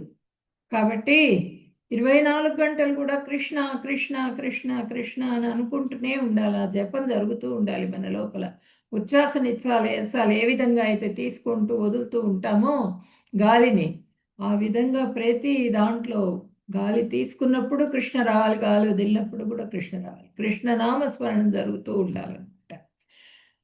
అది శ్రద్ధ, సాధసంగ, భజన క్రియ, అనర్థ నివృత్తి, నిష్ఠ, రుచి, ఆసక్తి, భావ, ప్రేమ. ఇప్పుడు ఇవన్నీ కూడా పెంపొందించుకోవాలన్నమాట మనం. ఒక్కొక్క స్టెప్ తర్వాత ఒక స్టెప్ వస్తుంది మనకి. ఉమ్, తర్వాత మనకి ఒక ట్రైన్ ఎక్కాలనుకుంటాం. ట్రైన్ ఎక్కాలంటే ఏం చేయాలి? ఒక టికెట్ కొనుక్కోవాలి. టికెట్ కొంటే తప్పించి మనకి లేకపోతే దించేస్తారు ట్రైను, ఎక్కనివ్వరు. అట్లాగే మనం శుద్ధ భక్తి చేయడానికి శ్రద్ధ అవసరం. శ్రద్ధగా దృఢ శ్రద్ధ కావాలి, విశ్వాసం కావాలి భగవంతుడి మీద. ఆ విశ్వాసంతో దృఢ శ్రద్ధతో భగవంతుడిని సేవిస్తే అప్పుడు శాస్త్రార్థ విశ్వాసం ద్వారా భగవంతుడిని సేవించి శరణాగతి అవ్వాలి. పూర్ణ శరణాగతి పొందినప్పుడు మాత్రమే మనకి ఆ ఆత్మ అనేది తృప్తి పడుతుంది. దానికి సాధు సంఘంలో ఉండాలి, భజన క్రియ చేయాలి, అంతఃకరణ శుద్ధి కలుగుతుంది. భజన క్రియ, సాధు సంఘం ఇవన్నీ ఫాలో అయినందువల్ల మనకు అంతఃకరణ శుద్ధి జరిగి భక్తి యొక్క నిర్వచనం అంటే ఏంటి, భక్తి అంటే ఏంటి అన్నది మనము తెలుసుకోగలుగుతాం. అన్యాభిలాషిత శూన్యం జ్ఞానకర్మాది అనావృతం అనుకూల్యేన కృష్ణానుశీలనం భక్తి రుచితే. అంటే ఆ భగవంతుడి అనుకూల్యేన కృష్ణానుశీలనం భక్తి ఉత్తమం. అంటే ఆ కోరిక లేకుండా మోక్షం కోసంగా జ్ఞానం కర్మ ఇత్యాదులతో ఆవృతం కాకుండా కేవలం కృష్ణుడి ఆనందం కోసమే 24/7 మనము ఆ భగవంతుడి సేవలో నియుక్తులం కావాలి. ఉత్తమ భక్తి అంటే అది అని చెప్పనని రూప గోస్వామి మనకి భక్తి రసామృత సింధు అనేటువంటి గ్రంథం ఉంది. అది ప్రతి వాళ్ళు కొనుక్కోండి. దాంట్లో అన్ని విషయాలు ఉన్నాయి. అది కూడా చదువుకోవాలి మీరు. అందులో అది చాలా పవిత్రమైన గ్రంథం అన్నమాట. రూప గోస్వామి చెప్పారు మనకి. ఇది స్వరూప సిద్ధ భక్తి, శుద్ధ భక్తి, సాధనా భక్తి, భావభక్తి, ప్రేమ భక్తి, ప్రేమభావం, ఆసక్తి, రుచి, నిష్ఠ, అనర్థ నివృత్తి, భజన క్రియ, సాధుసంగ, శ్రద్ధ. ఇవన్నీ కూడా శాస్త్ర చేసినందువల్ల శాస్త్రార్థ శ్రద్ధ విశ్వాసం కలుగుతుంది అనమాట. అవి ఏంటంటే 1 by 1 స్టెప్ బై స్టెప్ వస్తాయి. ఒక్కొక్క స్టెప్పే మనకి ముందుకెళ్తూ ఉంటాం అన్నమాట. అవి వెళ్ళడం ద్వారా శాస్త్రార్థ శ్రద్ధ, శాస్త్రాలు చదువుకొని శాస్త్రాలు వినడం ద్వారా మనకి శ్రద్ధ లభిస్తుంది. శాస్త్రాల మీద దృఢ విశ్వాసం కలుగుతుంది భగవంతుడి మీద. అప్పుడు మనకి భగవంతుడితో సాంగత్యం ఏర్పడుతుంది అన్నమాట. భగవంతుడు ఇప్పుడు నెక్స్ట్ జాతసి ధ్రువో మృత్యు ధ్రువం జన్మ మృతస్య చ తస్మాద పరిహార్యేతే నత్వం శోచితుమర్హసి. పుట్టిన వాళ్ళు చనిపోక తప్పదు, చనిపోయిన వాళ్ళు మరణించిన వాళ్ళు మళ్ళీ పుట్టుక అనేది తప్పదు. అది జరుగుతూ ఉంటుంది. ఇదేంటి ఇలాగా ఇలా జరుగుతూ ఉంటుంది అన్నమాట. కార్యం అనేది చావు పుట్టుకలు అనేవి జరుగుతూ ఉంటాయి. దీని గురించి నువ్వు ఎక్కువగా శోకించొద్దు.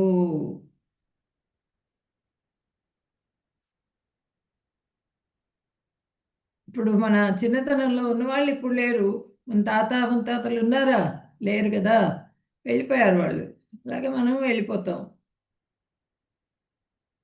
దేహి నిత్యం అవధ్యోయం దేహే సర్వస్య భారత తస్మాత్ సర్వాణి భూతాని నత్వం శోచితుమర్హసి. అర్జున, అన్ని దేహాల్లోనూ ఉండే ఆత్మకు చావు అనేది లేదు. అందువల్ల ఈ ప్రాణుల గురించి నీవు దుఃఖించడం అవసరం లేదు. నువ్వు దుఃఖించొద్దు వీళ్ళందరి గురించి. ఆత్మ, శరీరం, జీవుడు, ఇవి ఆత్మ ఏంటంటే ఎప్పుడూ శాశ్వతంగా ఉంటుంది. ఇది మనకి ఈ దేహం అన్నది అశాశ్వతం. దేహంలోనూ ఉండే ఆత్మకు చావు లేదు. దేహం శాశ్వతం కాదు, కానీ ఆత్మ ఎప్పుడు కూడా శాశ్వతంగా ఉంటుంది. దీని గురించి ఎక్కువగా నువ్వు దుఃఖపడొద్దు దేహం గురించి అని చెప్తున్నారు.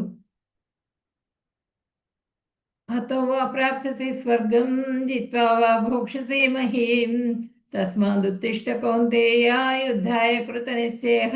కుంతిపుత్రుడా, ధర్మయుద్ధంలో మరణిస్తే స్వర్గం పొందుతావు, శత్రువులను చేస్తే రాజ్యభోగాలు అనుభవిస్తావు. అందువలన కృత నిశ్చయంతో లేచి యుద్ధం చేయాలి.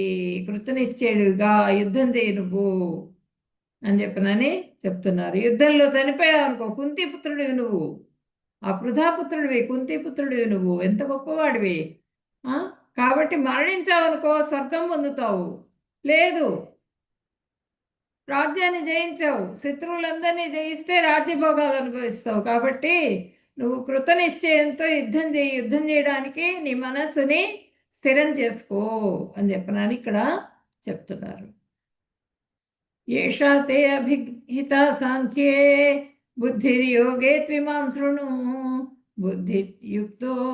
బుద్ధ్యా యుక్తో యా పార్థ కర్మబంధం ప్రహాసిసి. ఇప్పటి వరకు ఈ జ్ఞానాన్ని నేను సాంఖ్యయోగము అనే ఆత్మతత్వం ద్వారా నీకు వివరించాను. ఇప్పుడు ఇదంతా ఆత్మతత్వం అంతా కూడా సాంఖ్యయోగం. ఇప్పుడు ఫలాపేక్ష లేని కర్మ రూపంలో నేను విశదీకరిస్తాను. నేను ఓ పార్థ, ఇలాంటి అవగాహనతో పనిచేసినప్పుడు నీవు కర్మబంధనం నుంచి విముక్తి పొందుతావు. ఇప్పటిదాకా సాంఖ్యయోగం గురించి చెప్పాను నీకు నేను. ఇప్పుడు ఇంకా బుద్ధియోగం గురించి చెప్తాను, కర్మల గురించి చెప్తాను విను అని చెప్తున్నారు.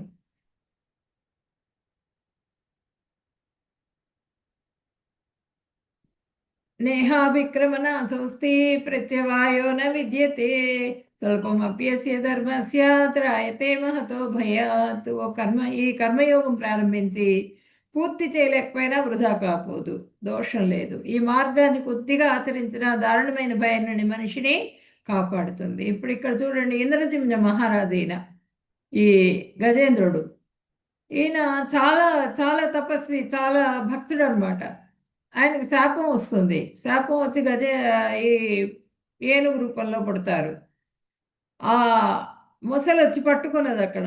ఏనుగు రూపంలో నన్ను మించిన వాడు లేడని తిరిగాడు అక్కడంతా కూడా, అందరినీ, ఆ సంతానాన్ని, భార్యలను అందరినీ వేసుకొని ఆ పొలంలో దిగేటప్పటికి మొసలు వచ్చి పట్టుకున్నది, వదలట్లా. దాని నుంచి తప్పించుకుందామని 1000 సంవత్సరాలు దాంతో యుద్ధం చేశాడు, ఉపయోగం లేదు. చచ్చిపోయే పరిస్థితి వచ్చింది, రక్తం అంతా కారిపోయింది. అప్పుడు ఆయనకి లాస్ట్లో గుర్తుకొచ్చింది. ఎప్పుడు? అంత్యకాలంలో ఇట్లా భగవంతుడి నామస్మరణ గుర్తుకొచ్చింది. భగవంతుడా, నువ్వే నన్ను కాపాడాలన్నాడు.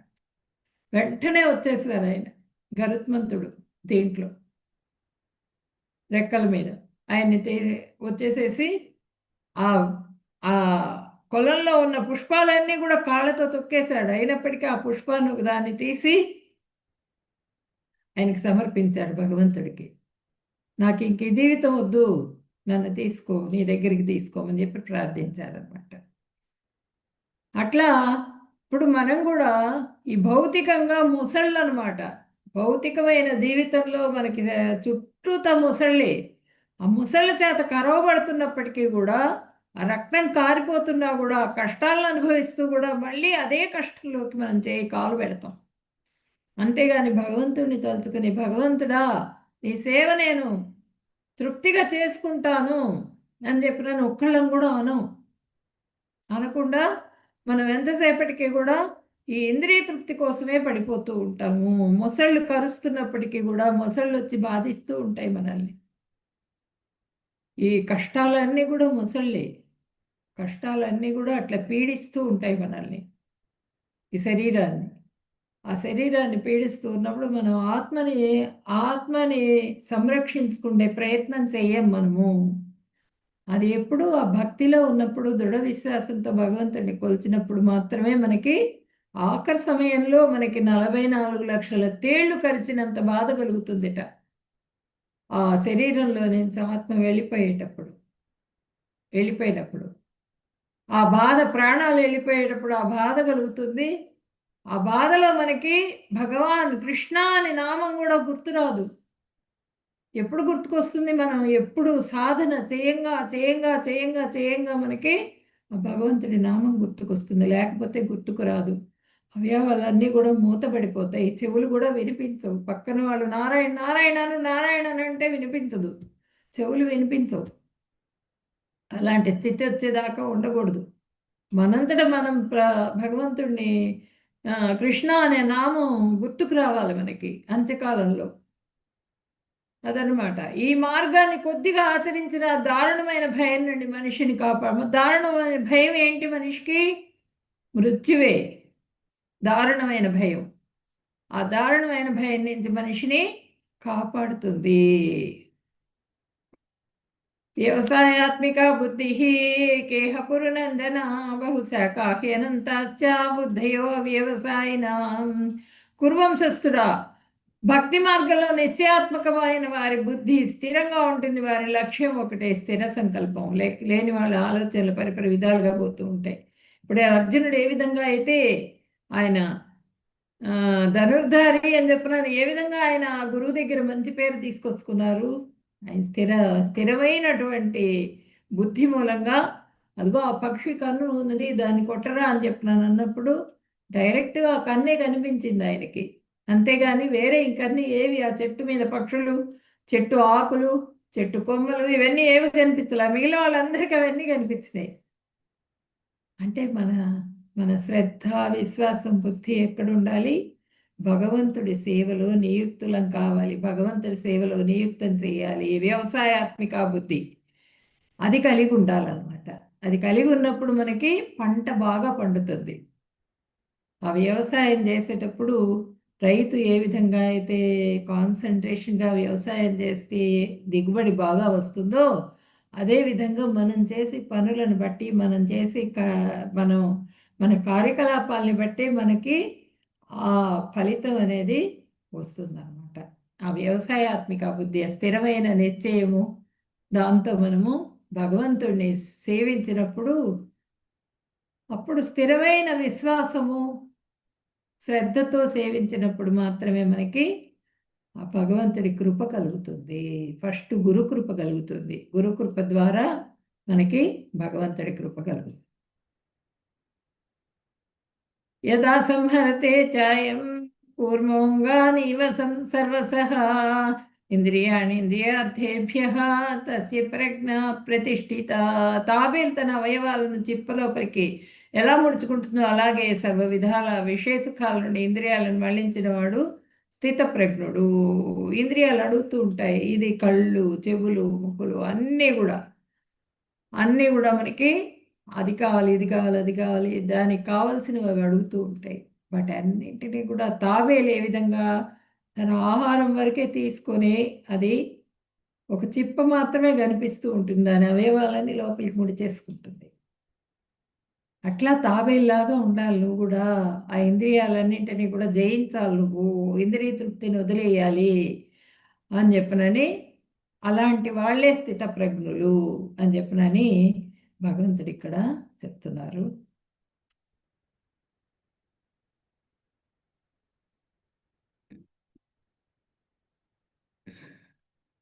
ధ్యాయతో విషయాన్ పుంసః సంగస్తేషోపజాయతే సంగా సంజాయతే కామః కామాత్ క్రోధోభిజాయతే.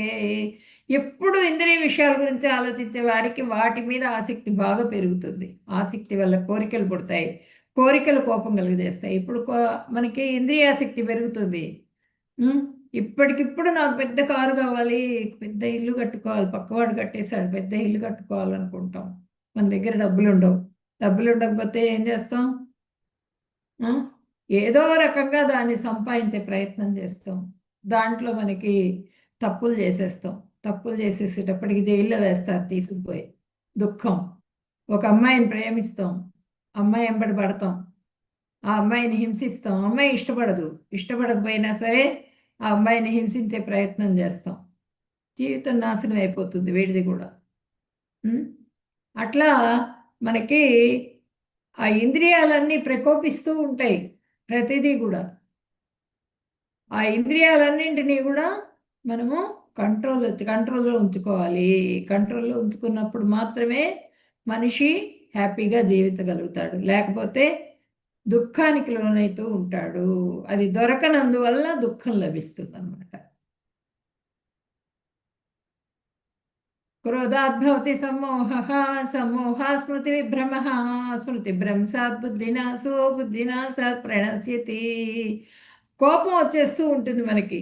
మనం కావాలనుకున్నది దొరకకపోతే కోపం వస్తుంది. ఆ కోపం మూలంగా, క్రోధం మూలంగా అవివేకంతో చేయకూడని పనులన్నీ చేస్తూ ఉంటాం. చేసినప్పుడు ఏమవుతుందంటే మన బుద్ధి నశించిపోతుంది. ఆ పని చేసినప్పుడు ఇది చెయ్యాలి, ఇది మంచిది, ధర్మం, ఇది అధర్మం అన్నది మనకి తోచదనమాట. తోచకపోయేటప్పటికీ అది చేసేస్తాం ఆ పని మన కోరికతో. ఆ కోరిక తీరడమే ముఖ్యంగా లక్ష్యంగా పెట్టుకుని చేస్తాం. చేసినప్పుడు ఏమవుతుందంటే అన్నీ మర్చిపోతాం. మర్చిపోయి చేసేస్తాం, తప్పు చేసేస్తాం. తప్పు చేసేసినప్పుడు బుద్ధి నశించిపోతుంది. బుద్ధి నశనం వలన తానే నశించిపోతాడు. బుద్ధి లేని పనులన్నీ చేసినందువల్ల వాళ్ళ నాశనాన్ని వాళ్ళే ఆహ్వానించినట్లు, వాళ్ళే నశించిపోతారని చెప్పనని ఇక్కడ చెప్తున్నారు. ఆపూర్యమాణం అతుల ప్రతిష్టం సముద్రమాపః ప్రవిశంతి యద్వత్ తద్వత్ కామాయం ప్రవిశంతి సర్వే సశాంతిమాప్నోతి న కామకామి. నిరంతరం నిండుతూ ఉన్నప్పటికీ చెలించకుండా నిలిచిన సముద్రంలో నదీ జలాలు ఎలా ప్రవేశిస్తాయో అలాగే ఎవడిలో కామాలన్నీ లీనమై అణిగిపోతాయో వాడు శాంతి పొందుతాడు. భౌతిక సుఖాలను బానిస అయిన వాడికి మోక్షం లేదు. భౌతికమైనటువంటి సుఖాలన్నింటినీ ఎవరైతే త్యజించి ఎవరైతే ఆ కామాన్ని, కోరికని అణుచుకోగలుగుతారో, ఆ ఇంద్రియ తృప్తి అనేది లేకుండా ఉండగలుగుతారో వాళ్ళు శాంతిగా హ్యాపీగా ఉండగలుగుతారు. లేని వాళ్ళకి, వాటికి బానిసైన వాళ్ళకి మాత్రం తృప్తి అనేది లేదు, మోక్షం అనేది రాదు అని చెప్తున్నారు. సముద్రంలో జలాలు కలుస్తూ ఉంటాయి, నదులన్నీ కలుస్తూ ఉంటాయి. కలుస్తున్నా కూడా సముద్రం నిశ్చలంగా దానిపైన చేసుకుంటూ పోతూనే ఉంటుంది. మనకు అసలు తెలియని కూడా తెలియదు సముద్రంలో నదులు వచ్చి కలిసినట్టుగా. అది అట్లనే ఉంటుందన్నమాట స్థిరంగా. ఆ విధంగా మనిషి కూడా తనలో ఉన్నటువంటి ఆ ఇంద్రియ తృప్తి అన్నది మనం కంట్రోల్ చేసుకొని ఆ కామాలన్నింటినీ కూడా, ఆ కామానికి లోను కాకుండా ఎవరైతే ఉంటారో వాళ్ళు హ్యాపీగా ఉండగలుగుతారు. ఆ కామాలన్నింటినీ కంట్రోల్ చేసుకోవాలి. వాళ్ళు స్థితప్రజ్ఞుడు అనమాట. ఏషా బ్రాహ్మీ స్థితి పార్థ నైనం ప్రాప్య విముహ్యతి తిత్వాస్యమంతకాలేపి బ్రహ్మ నిర్వాణం రుచ్యతి. అర్జున, ఇలా బ్రహ్మజ్ఞానం పొందిన వాడి దృష్టి ప్రపంచ విషయాల మీదకు మళ్ళదు. మరణ సమయంలో కూడా ఈ వివేకంతో స్థిరంగా ఉన్నటువంటి వ్యక్తి జనన మరణ చక్రం నుండి విముక్తి పొంది ఆ భగవంతుని దివ్యధామానికి చేరుకుంటాడు. అది ఎవరైతే ఆ విధంగా బ్రహ్మజ్ఞానాన్ని పొందిన వాళ్ళు ఎవరైతే ఉంటారో వాళ్ళకి మరణ సమయంలో కూడా వాళ్ళకి వివేకంతో స్థిరంగా ఉంటారు.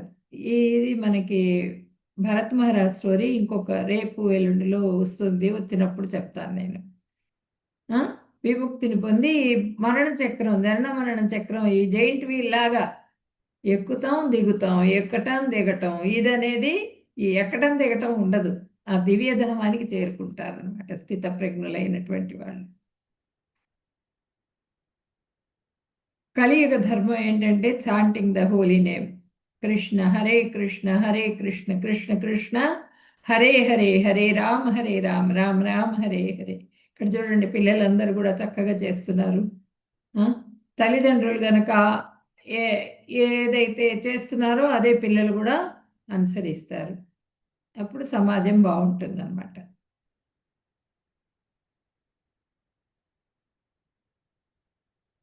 We are not this body.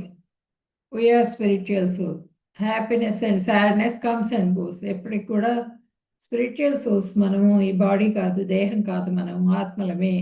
కాబట్టి ఎప్పటికీ ఈ సుఖ దుఃఖాలనే వస్తూ పోతూ ఉంటాయి. We should surrender to Krishna, always chant Hare Krishna and be happy. ఎప్పటికీ కూడా మనం ఆ కృష్ణ భగవానుడికి సరెండర్ అయ్యి శరణాగతి వేడుకుని ఆయన సేవ ఎప్పుడైతే చేస్తూ ఉంటామో, హరే కృష్ణ నామం ఎప్పుడైతే జపిస్తూ ఉంటామో వాళ్ళు సుఖంగా ఉండగలుగుతారు. హరే కృష్ణ కృష్ణ కృష్ణ హరే హరే, హరే రామ రామ రామ హరే హరే. ఇది షోడశకం నామనం కలికల్మషనాశకం నాతపరతరూపాయ సర్వదేవేదేషు దుషితే. హరే కృష్ణ కృష్ణ కృష్ణ హరే హరే, హరే రామ రామ రామ హరే హరే. సకల వేదాలన్నీ వెదికిన కలియుగ విషపూరిత ప్రభావాలను రూపుమాపుటకు 16 పేర్లు కలిగిన ఈ హరే కృష్ణ మహామంత్ర జపం కన్నా వేరే తరుణోపాయం లేదు. ఈ కలియుగంలో మనకి ఈ మంత్రాన్ని మించింది లేదు. ఇది ఏంటంటే ఉపనిషత్తుల్లో మామూలుగా చెప్పినటువంటి మంత్రం కాదు ఇది, ఉపనిషత్తుల్లో ఉన్నటువంటి మంత్రం ఇది, చాలా పవర్ఫుల్ అన్నమాట. దీన్ని చేయటం ద్వారా మనకి ఆనందంగా ఆత్మ ఆనందాన్ని పొందుతుంది. వాంఛాకల్పతరుభ్యశ్చ కృపా సింధుభ్య ఏవ చ పతితానాం పావనేభ్యో వైష్ణవేభ్యో నమో నమః. హరే కృష్ణ కృష్ణ కృష్ణ హరే హరే, హరే రామ రామ రామ హరే హరే. హరే కృష్ణ.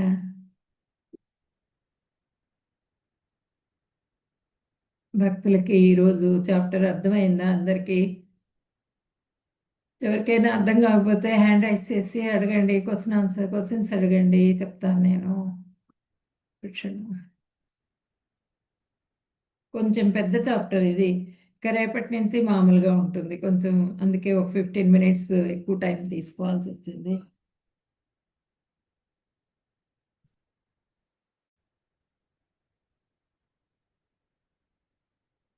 హరే కృష్ణ. ఎవరికైనా డౌట్స్ ఉంటే అడగండి. నెక్స్ట్ మాతాజీ, అరుణశ్రీ మాతాజీ మాతాజీ హరే హరే తీసుకున్నాను మాతాజీ, నోట్ చేసుకున్నాను. Thank you. హరే కృష్ణ. హరే ధన్యవాదాలు. కృష్ణ. ఎవరికైనా డౌట్స్ ఉన్నాయా అమ్మా? చెప్పండి. ఏదో చాట్లో ఏదో పెట్టినట్టున్నారు చాట్ బాక్స్లో, ఓపెన్ అవ్వట్లేదు. మాతాజీ నేను ఈ రోజు జాయిన్ అయ్యాను మాతాజీ, నిన్న జాయిన్ అవ్వలేకపోయాను. ఆ? ఆ? ఇవాళ జాయిన్ అయ్యాను క్లాస్ లో, నిన్న జాయిన్ అవ్వలేదు. ఓకే, రికార్డింగ్ కావాలంటున్నారా? ఉంటే ఇస్తాను. ఓకే, ట్రై చేస్తానండి ఈరోజు కానీ నాది లేదు. నేను ఫస్ట్ చాప్టర్ చేయలేదు ఎక్కడ, సెకండ్ చాప్టర్ చూస్తాను. నేను చేసింది లేకపోయినా, ఫస్ట్ చాప్టర్ నేను చేసింది లేకపోయినా వేరే వాళ్ళది పెడతాను మీకు, మన గ్రూప్లో, వాట్సాప్ గ్రూప్లో పెడతాను. ఓకేనా? హరే సరే. కృష్ణ. హలో, నమస్తే అండి. హరే రామ హరే కృష్ణ. హరే కృష్ణ. నేను కూడా ఫస్ట్ చాప్టర్ వినలేదండి, సెకండ్ రోజు నుంచి అంటే నేను చూడలేదు. నేను గ్రూప్లో పెడతాను, వినండి. ఈ రోజు పెడతాను. హరే రామ. చెప్పండి. ఇంకెవరికైనా నేను అంటే డౌట్స్ ఉన్నాయా? భగవద్గీత మొదటిసారి స్టార్ట్ చేశానండి. ఇప్పుడు అందరూ దృష్టి పడింది అనమాట. అంటే లలిత సహస్రనామాలు చేసేవాళ్ళం 20-25 years నుంచి. ఇప్పుడు ఈ ధ్యానంలోకి వచ్చానండి. స్టార్టింగ్ అండి నాది. మనం ఏది చేసినా కూడా దేవతలు అందరూ కూడా భగవంతుడిని కొలుస్తూ ఉంటారు, కృష్ణ భగవానుడిని. మనం ఏది చేసినా, ఏ పూజ చేసినా, ఏ సేవ చేసినా అవన్నీ కూడా అందరూ ఇటే టర్న్ చేస్తారు, మనల్ని కృష్ణ భక్తిలోకే వచ్చేస్తాం. రాగలిగితే ఈ జన్మలో వస్తాం, లేకపోతే నెక్స్ట్ ఇంకొంచెం జన్మలు తీసుకోవాల్సి వస్తుంది. మనం చేసిన దాన్ని బట్టి, మీరు అంత బాగా చేశారు కాబట్టే మీరు మళ్ళీ దేంట్లోకి రాగలిగారు, కృష్ణ భక్తిలో. అంటే అమ్మవారిని మించింది లేదంటారు కదండి, దేవి భాగవతం. మరి అమ్మవారు ఎవరిని కొలుస్తుంది? శివుడు ఎవరిని కొలుస్తారు? శివుడు ధ్యానంలో ఉంటారు, ధ్యానంలో కొలుస్తారు? విష్ణుమూర్తినే పూజిస్తారండి. అమ్మవారు కూడా కృష్ణ భక్తురాలు. బ్రహ్మ కూడా అంతే, శివుడు అంతే. అందరు దేవతలందరూ కూడా కొలిచేది భగవంతుడినే. ఒక చెట్టు ఉన్నది, ఆ చెట్టుకి బ్రాంచెస్ ఉంటాయి కదా, చిన్న చిన్న కొమ్మలన్నీ ఉంటాయి, కొమ్మల్లాగా. ఇప్పుడు మీరు ముందు వెళ్తే తెలుస్తుంది మీకు. నేను గోలోక చార్ట్ అదంతా కూడా ఎక్స్ప్లెయిన్ చేస్తాను మీకు ముందర చాప్టర్స్లో. ఇప్పుడు ఇంకా బాగా అవగాహనకు వస్తారు మీరు. ఓకేనా? నమస్తే. చెప్పండి. హరే రామ హరే కృష్ణ. చెప్పండి. హరే రామ. తీరిందా మీరు తీరిందా డౌట్? అంటే ఇంకా డౌట్స్ ఉన్నాయి కానీ చాలా పెద్దదండి. పర్వాలేదు, అందరూ అడుగుతుంటే ఆ డౌట్స్ తీరుతున్నాయండి. అంటే నేను అంటే ఇప్పుడు మనస్ఫూర్తిగా పడిందండి. ఆకులకి కొమ్మలకి నీళ్లు పోయాం కదా, చెట్టు మొదట్లోనే పోస్తాం కదా నీళ్లు కదా. ఆ వృక్షం లాంటి వాడు అనమాట భగవంతుడు. ఆ వృక్షం మొదలే కృష్ణుడు. ఈ ఆకులు కొమ్మలు ఇవన్నింటికి కూడా మనం ఎన్ని చేసినా కూడా మనం చేరాల్సింది ఆ మొదట్లోకి, ఆ కృష్ణ భగవానుడి దేనికే. వాళ్ళందరూ కూడా మనల్ని దీంట్లోకే నేను కూడా ఎప్పుడో చేశాను, అన్నీ చేశాను. నేను లాస్ట్కి ఇక్కడికే వచ్చాను, అంటే కృష్ణ ఇప్పుడు సేవలోకి వచ్చేసాను. అట్లా మనుష్యానాం సహస్రేషు కశ్చిత్ యతతి సిద్ధయేత్ యతతామపి సిద్ధానాం కశ్చిన్ మాం వేతి తత్వతః. ఎంతమందో మనుషులు, కోట్ల కోట్లు ఉన్నారు, ఎవ్వరూ నన్ను పట్టుకోలేరు. ఎవరో కొంతమంది మాత్రమే నా దీంట్లోకి వస్తారు. వాళ్ళల్లో కొంతమందిని మాత్రమే, జల్లెడలాగా ఉంటుంది కదా, జల్లెడలో ఇసుక జల్లిస్తాం, అవును. జల్లించినప్పుడు అది ఇసుకలాగా పడిపోతూ ఉంటుంది, ఇసుకలాగా వెళ్ళిపోతారు అందరు కూడా. కొంతమంది మాత్రమే నిలుస్తారు. ఆ మంత్ర భగవంతుడి దగ్గర. జపానికి ఇంకొక డౌట్ అండి, ఇందులో అడగచ్చు లేదు తెలియదు. ఆ, అంటే మంత్ర చెప్పండి. జపం ముఖ్యమైనదా, లేకపోతే మన నిష్ఠతో చేయటం మంచిదా, లేకపోతే భగవద్గీత ఎందుకని ఇందులో రాలేకంటే సంస్కృత పదాలు కొంచెం కష్టమయ్యి భగవంతుడి చదవ ఫస్ట్ మనం భగవంతుడి సేవ చేసుకోవాలి. భగవంతుడి సేవ, అర్చా విగ్రహానికి సేవ చేస్తూ ఉంటే ఆ మంత్రానికి కూడా బలం వస్తుంది, మంత్రం మీద శ్రద్ధ కలుగుతుంది మనకి. ఆ జపం చేస్తూ మన మనసు వేరే వేరే విధాలుగా వెళ్ళిపోతూ ఉంటుంది, వేరే విషయాల మీదకి ఆసక్తి వెళ్ళిపోతూ ఉంటుంది. అట్లా వెళ్లకుండా మనకి ఈ అర్చా విగ్రహం ద్వారా మనం సేవించడం ద్వారా మనకి ఆ ప్రేమ, దృఢ విశ్వాసం, శ్రద్ధ, ఆసక్తి ఇవన్నీ కూడా కలుగుతాయి. కలిగినప్పుడు మనకి ఆ మనసుని మనం కంట్రోల్ చేసుకోగలుగుతాం. ఆ మనసు కంట్రోల్ చేసుకొని ఆ నామస్మరణ చేయడం ద్వారా సాధన చేయంగా చేయంగా చేయంగా ఎంతో కాలం సాధన చేసిన తర్వాత మనకి దాన్ని కంట్రోల్ చేసుకొని ఆ భగవంతుడి పాదాల దగ్గర నిలపగలుగుతాం. వేరే విషయాల మీదకి వెళ్ళకుండా చేయగలుగుతాం అన్నమాట. ఓకేనా మాతాజీ? మంత్రం గురుతహ తీసుకోవాలా, లేకపోతే గురుతహా ఏదైనా తీసుకోవాలి, మేమే ఇప్పిస్తాం మీకు మంత్రం. గురువు కంపల్సరీ ఉండాలి, గురువు కంపల్సరీగా ఉండాలి. ఈ హరే కృష్ణ మంత్రం కూడా ఇప్పుడు మీకు ప్రాక్టీస్ చేయిస్తున్నాం మేము. నేను మీకు చెప్తాను ఎలా చేయాలన్నది కూడా, ఇవాళ కాదు ఇంకొక రోజు చెప్తాను. అంటే రోజు అది చదువుతానండి నేను హరే కృష్ణ హరే రామ. ఇదైతే దేవుడు దాన్ని పెట్టినప్పుడు ఒక పాపని చదివేస్తానండి. అయితే నేను అది గురుతహ ఆ గురుముఖంగా మంత్రం మేము ఇప్పిస్తాం మాతాజీ. మీకు ఇస్కాన్ టెంపుల్లో ఆ ప్రొసీజర్ ఉంది. నాకు గురువు గారు, నాకు జయపతక్ స్వామి గురువు గారు, గురు మహారాజ్ ఎవరంటే జయపతక్ స్వామి. నాకు వాళ్ళు ఏంటంటే నేను మనకి ప్రస్తుతం దారి అయితే చూపిస్తారు వాళ్ళు. అవునండి. అట్లా అంటే ప్రస్తుతం అట్లా ఆస్ట్రేలియాలో ఉన్నానండి. 4 months వరకు రానమాట ఇండియా. ఓకే. అయితే నేను ఆ, అంటే ఇప్పుడు పూర్తిగా మీరు ఫస్ట్ మనస్ఫూర్తిగా లాగుతుండే భగవద్గీత అనగానే, లేదు ఏదో తెలుసుకోవాలి, పర్వాలేదు నాకు తెలియకపోయినా అట్లా మీకు తాత్పర్యం చెప్తున్నారు. అందులో ఎంత ఇప్పుడు ఇదివరకు కంటే వైబ్రేషన్స్, అంటే ఏజ్ వచ్చింది, అది పక్క. ఇప్పుడు ఎందుకో ఆ ఫోకస్ అందులోకి వెళ్తుందండి బాగా. ఇప్పుడు ఈరోజు చాప్టర్ మీకు ఎట్లా అనిపించింది? వినాలనిపించిందా, విసుగు పుట్టిందా? ఫస్ట్ స్టార్ట్ చేశానండి, విన్నాను, మామూలుగానే స్టార్ట్ చేశాను. మొదటిసారి అన్నమాట భగవద్గీత. నిజంగా ఎన్ని ప్రవచనాలు వచ్చినా కూడా, ఏమొచ్చినా కూడా ఏదో కాసేపు వింటూ కట్టేటివండి. కానీ ఇప్పుడు లేదు, ఇందులో ఏదో ఉంది, నేను తెలుసుకోవాలి, వెళ్ళాలి, అందరూ ఎందుకు వెళ్తున్నారు అని ఒక యాజ్ ఇట్ అంటే ఈజ్ అంటే ప్రభుపాదుల వారు ఆ శ్లోకం ఎట్లా దాన్ని మనం అర్థం చేసుకోవాలి, అది మీరు ఇంకా ఇంకా వినటం ద్వారా, ఇంకా ఇంకా దాంట్లో శోధన చేయటం ద్వారా ఇంకా బాగా మీకు అవగాహన వస్తారు. ఈ 18 days క్లాసెస్లో మనం కొంతవరకే చెప్పగలుగుతాం, ఫుల్గా చెప్పలేము. అవునండి. అది అవును. మీరు సరైన పాత్రలోకి వచ్చారు. మీకు అందరూ ఎన్ని పూజలు చేశారో ఆ పూజల ఫలితం అంతా కూడా ఇటు రాగలిగారు. భగవంతుడి పాదాలు పట్టుకోగలుగుతున్నారు. నా అదృష్టం వదలవాకండి, అండి. ఈ పాత వదలవాకండి, ఈ పాత భగవంతుడు వదలవాకండి. దీన్నే చేసుకోండి. మీలాంటి వాళ్ళందరూ ఎంత టైం తీసుకుని మాకు బోధిస్తున్నారంటే, కనీసం ఒకళ్ళిద్దరు కూడా అందులో పరమాత్మ తెలుసుకోగలిగితే అది 100 కోట్లు ఫలం అండి. అంటే వాళ్ళు ఇంకొక 100 మందికి చెప్తారు కదండి. 10 మంది వచ్చినా అందులో ఇద్దరు నేర్చుకున్నా చాలు కదా. థ్యాంక్ యూ సో మీకు మచ్. తెలిసిన వాళ్ళని కూడా దీంట్లోకి తీసుకుని రండి. అప్పుడు మనకి డిస్టర్బెన్సెస్ తక్కువ ఉంటాయి. అవును. Thank you so much. Hare Krishna.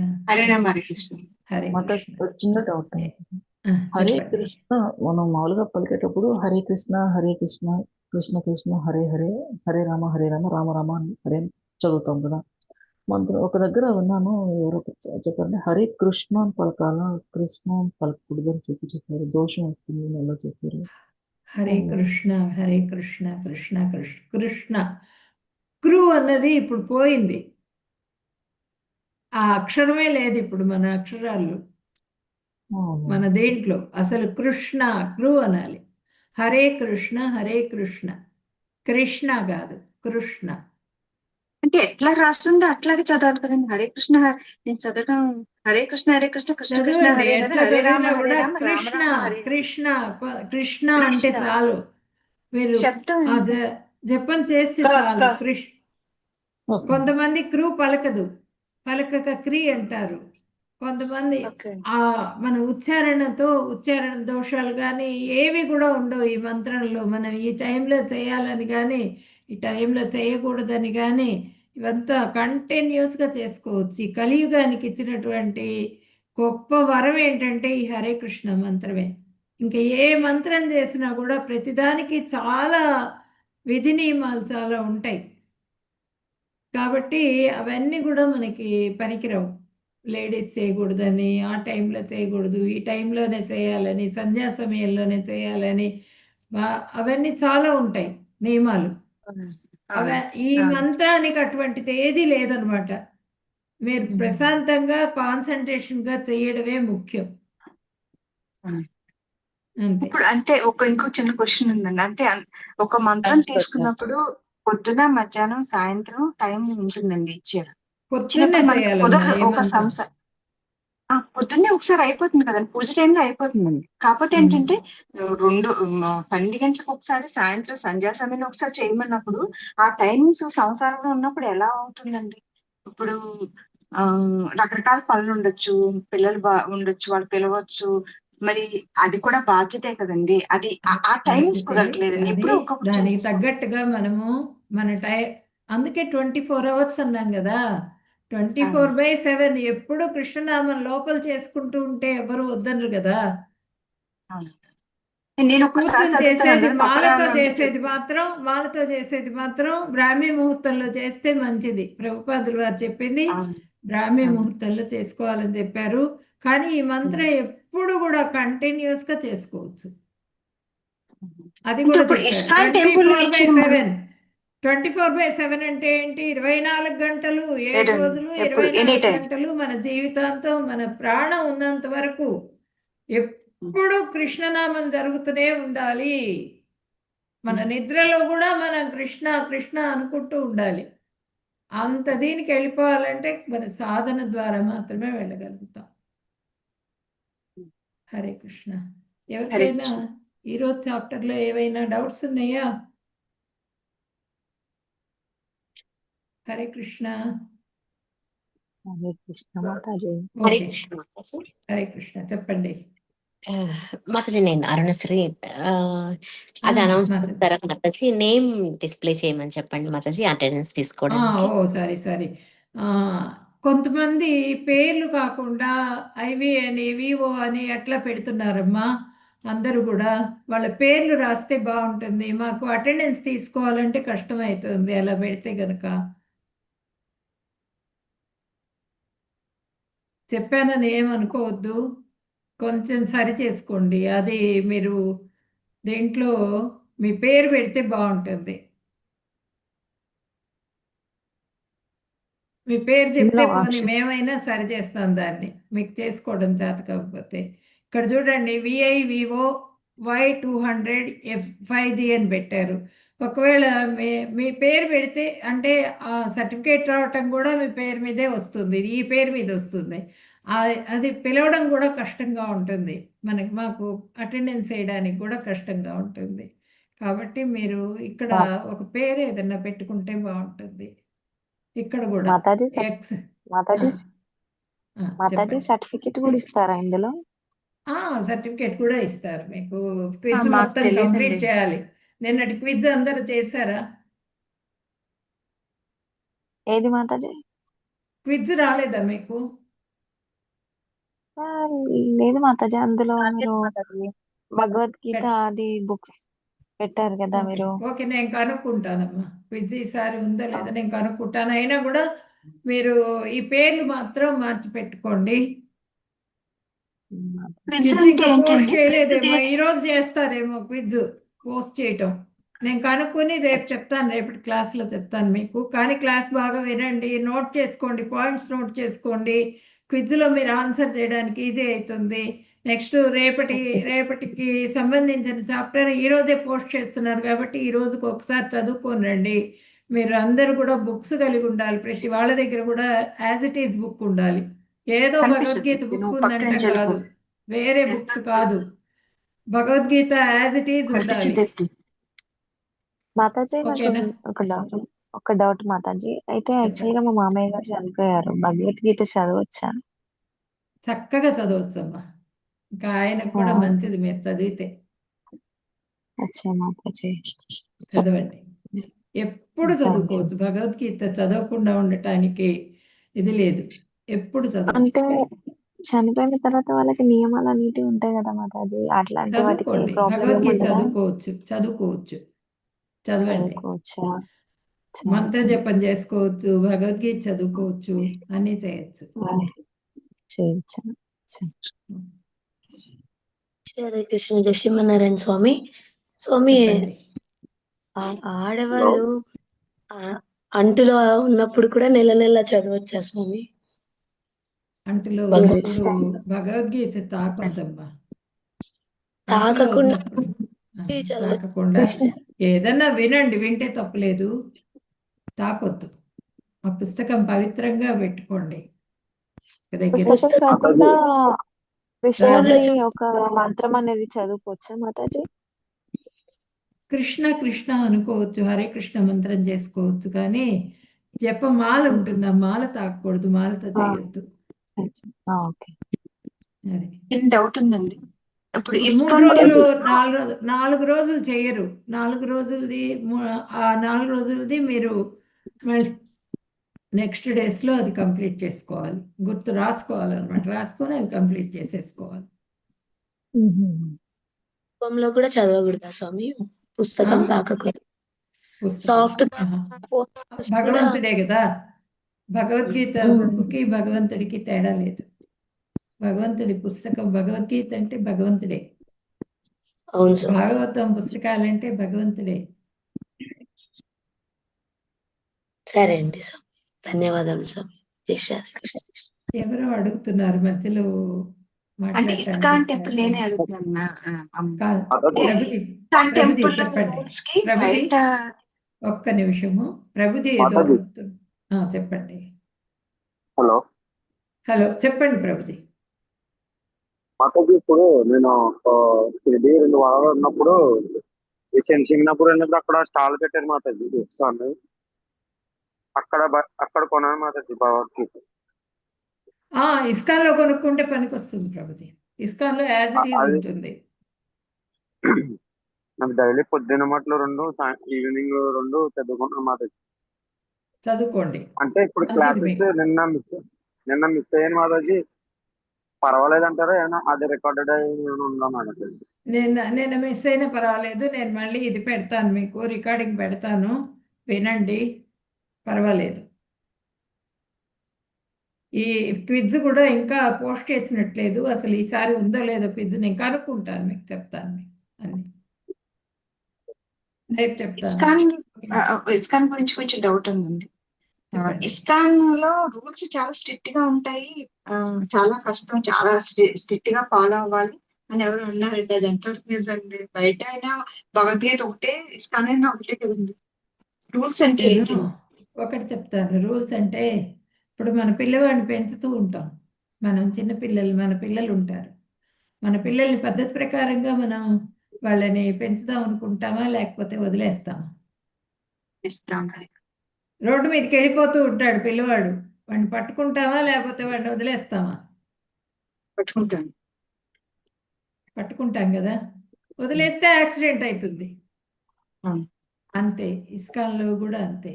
Rules and regulations అన్నీ కూడా మనం పాటించేట్టుగానే ఉంటాయి, కష్టమేమీ ఉండదు. మీరు చక్కగా మీరు ఫాలో అవ్వండి, మీరు ఎంటర్ అవ్వడమే అదృష్టం మీది. కాబట్టి మీరు ఫాలో అవ్వండి, మీకే తెలుస్తుంది. ఇప్పుడు ఓకేనా? మాకు 1 గంట అయిందండి. దాని తర్వాత ఆ మాల జపమాల చేస్తే చేయాలా, నోటితో కూడా చేయొచ్చండి మనం, అంటే ఇన్ని అక్షరాలు నోటితో కూడా 11 చేయొచ్చమ్మా. మాల లేదంటే గనక మీ దగ్గర ఏదైనా పూసలు ఏమన్నా ఉంటే పెట్టుకోండి, ఏదైనా గుర్తుగా ఏదన్నా పెట్టుకోండి. చింతగింజలు లాంటివి, పూసలు లాంటివి ఏవో ఒకటి దొరుకుతాయి కదా మీకు అక్కడ. అవును అవును, మనం ఆ ఉంటాయండి, పూస అన్ని దొరుకుతాయి. అవి ఏమన్నా గుర్తుగా తెచ్చి పెట్టుకొని చేయండి. ఆ. అంటే 108 సార్లు హరే కృష్ణ చేస్తే ఒక మాల చేసినట్టు. మాతాజీ చెప్పండి. నా దగ్గర తులసి మాల లేదు మాతాజీ, అది ఎలా మాతాజీ? తులసి మాల అప్పుడే కాదు ప్రభుజీ, మీరు కానివ్వండి, 18 days కానివ్వండి. నేను చెప్తాను ఒక్కొక్కటి 1 by 1. మీ దగ్గర ఉన్న ఓకే మాల మాత. పెట్టి చేసుకోండి.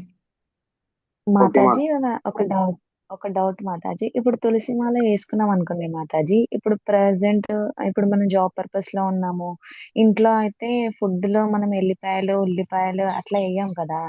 సో ఇప్పుడు బయట తప్పని సిచ్యుయేషన్ లో తినాల్సి వచ్చినప్పుడు అప్పుడు తింటే ఏమైతుంది? తులసి మాల మెళ్ళో అప్పుడు తిన వేసుకుంటేనా? మాతాజీ. మెళ్ళో వేసుకొని అప్పుడు ఉంటారు. మనం మీరు ఏదైనా దీక్ష తీసుకున్నా ఆశ్రయాలకు వచ్చిన దగ్గర నుంచి అవి వదిలేయాలమ్మా. వేరే చోటుకి వెళ్ళినా కూడా మనం వెళ్ళే వాళ్ళకి చెప్పాలి, చెప్పేసి వెళ్ళాలి, కంట్రోల్లో ఉండాలి. ఐ మీన్ బయట ఏదైనా జాబ్ పర్పస్ లో తినాల్సి వచ్చింది అనుకో, అంటే టిఫిన్స్ లో గానీ అట్లా ఫుడ్ అయితే అవాయిడ్ అవుతుంది కానీ ప్రతి టిఫిన్స్ చోట కూడా మనకి ఇప్పుడు అవి లేకుండా కూడా పెడుతున్నారు ఐటమ్స్. మాతాజీ. పెరుగన్నం ప్రతి చోట ఇప్పుడు ఉంటుంది కదా. అచ్చా మాతాజీ, వెజిటేరియన్ లో ఏమండి అవి అప్పుడు మనము అట్లాంటి సిచ్యువేషన్ లో అవాయిడ్ చేయొచ్చా, అంటే మనం మనం ఇంట్లో నార్మల్? తినేసి వెళ్ళాలమ్మా, ఇంట్లో తినేసి వెళ్ళాలి. అక్కడ ఊరికే నామకే వస్తే వెళ్ళాలి వాళ్ళ ఇంటికి, కాబట్టి వెళ్ళి కొంచెం తీసుకోవాలి. ఏదైనా పెరుగన్నం లాంటిది, ఫ్రూట్స్ లాంటివి, ఫ్రూట్ సలాడ్స్ నేను ఉంటాయి కదా, అలాంటివి ఏమన్నా ఇంట్లో అంటే తీసుకోవాలి. ఇంట్లో అంటలేను మాతాజీ, ఇప్పుడు మనం బయట జాబ్ పర్పస్ లో వెళ్తాం కదా, తప్పని సిచ్యువేషన్ లో మనం బయట తినాల్సి వస్తుంది అట్లా కదా, వెళ్ళిన అప్పుడు చోట కూడా అంటున్నాను. మీకు మీకు అన్ని భగవంతుడు అన్ని ఏర్పాట్లు ఆటోమేటిక్గా జరిగిపోతాయి. మీరు ఓకే మాతాజీ. విశ్వాసంతో కొలిచేటప్పుడు ఆటోమేటిక్గా మీకు ఆ ఆలోచన అనేది భగవంతుడు పుట్టిస్తాడు, ఏ విధంగా చేయాలి అన్నది. అర్థమైందా? అచ్చా మాతాజీ. ఆ, కాబట్టి మీరు అసలు భయపడొద్దు, దిగులు పడొద్దు. ఆ స్టెప్ బై స్టెప్ అవే అవే వచ్చేస్తాయి. అవే మనకి ఆ ఫెసిలిటీస్ అన్నీ వచ్చేస్తాయి, అవే మనం తినకుండా మాతాజీ ఉండేట్టుగా. తులసి మాల వేసుకుంటే 3 o'clock కి 4 o'clock కి కంపల్సరీ లేవాలా మాతాజీ? బ్రహ్మముడి గడియలు అంటారు కదా, సో అట్లాంటి ఆ టైంలో లేవాలా అవన్నీ కంపల్సరీ? కూడా మన మనసుకు సంబంధించినవి. బ్రహ్మ ముహూర్తం అన్నది మీకు ఏదైనా హెల్త్ ప్రాబ్లం ఉంటే మీ టైం అచ్చా ప్రకారంగా లేవచ్చు. మనకి మాత్రం మన పద్ధతి మాత్రం ఏంటంటే 4:30కి మంగళహారతి అటెండ్ అవుతాం అందరం. అచ్చా మీరు మాతాజీ. ఫస్ట్ ఎంటర్ అవ్వండి మాతాజీ, భయపడొద్దు, చేసుకుంటూ ఉండండి. 18 డేస్లోనే మీకు చాలా చేంజ్ వస్తుంది. అచ్చా మాతాజీ. ఓకేనా? భయం అనేది ఏం లేదు మాతాజీ, బట్ ఏంటంటే జాబ్ పర్పస్ లో ఉంటాం కదా, బయట ఫుడ్ కోసమే కొంచెం థింక్ చేయడం అంతే. అవంతా కూడా ఆటోమేటిక్గా వాటంతట అవే చేంజ్ అయిపోతాయి. ఓకే పూర్తిగా అసలు మాతాజీ. రోజు రోజు వేరేవి తినకుండా నేను బతకలేను అన్నటువంటి వాళ్ళు కూడా అట్లా అట్లా వదిలేస్తారు. మాతాజీ. వదిలేసేసి పూర్తిగా మేము ఎందుకు ఇన్నాళ్ళు ఈ విధంగా చేస్తామని చెప్పి నన్ను దిగులు పడతారు వాళ్ళు. ఉమ్, కాబట్టి ఆ సిచ్యుయేషన్ అదే, మనకి మన మన మనసే కారణం. మనసు మొత్తం కూడా ఉమ్, అన్ని కంట్రోల్ అయిపోతాయి, మనకే మార్పు వచ్చేస్తుంది. 18 డేస్లోనే ఓకే మీకు మార్పు వచ్చేస్తుంది చాలా వరకు. మాతాజీ. దిగులు పడద్దు, దేని గురించి ఎక్కువ ఆలోచించవద్దు, హరే కృష్ణ మంత్రం చేసుకోండి అంతే. ఓకే మాతాజీ. ఓకేనా? హరే కృష్ణ. ఓకే హరే నెక్స్ట్ ఇంకో క్లాస్ ఉందమ్మా, ఉంటాను నేను. హరే కృష్ణ. సరే మాతాజీ. ఓకే మాతాజీ. అందరికి డౌట్స్ అందరికి పోయినాయి కదా, తీరిపోయినాయి కదా. ఈ రోజు లెసన్ సరే చాప్టర్లో ఏమన్నా డౌట్స్ ఉంటే అడగండి.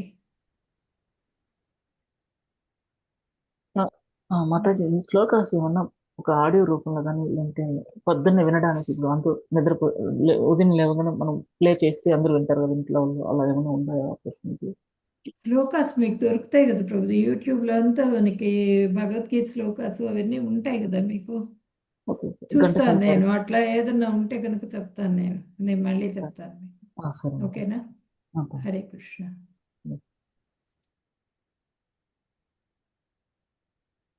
ఉంటాను. హరే కృష్ణ. లీవ్ చేసి ఓకే మాతాజీ.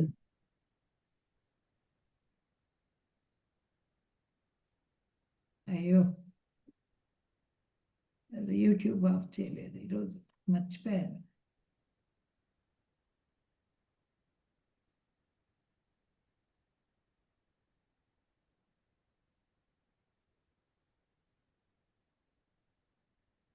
మాతాజీ, అరుణ మాతాజీ, ఫోన్ మాతాజీ నుంచి నాకు గుర్తు చేయరా ఏది ప్రతిరోజు? మాతాజీ?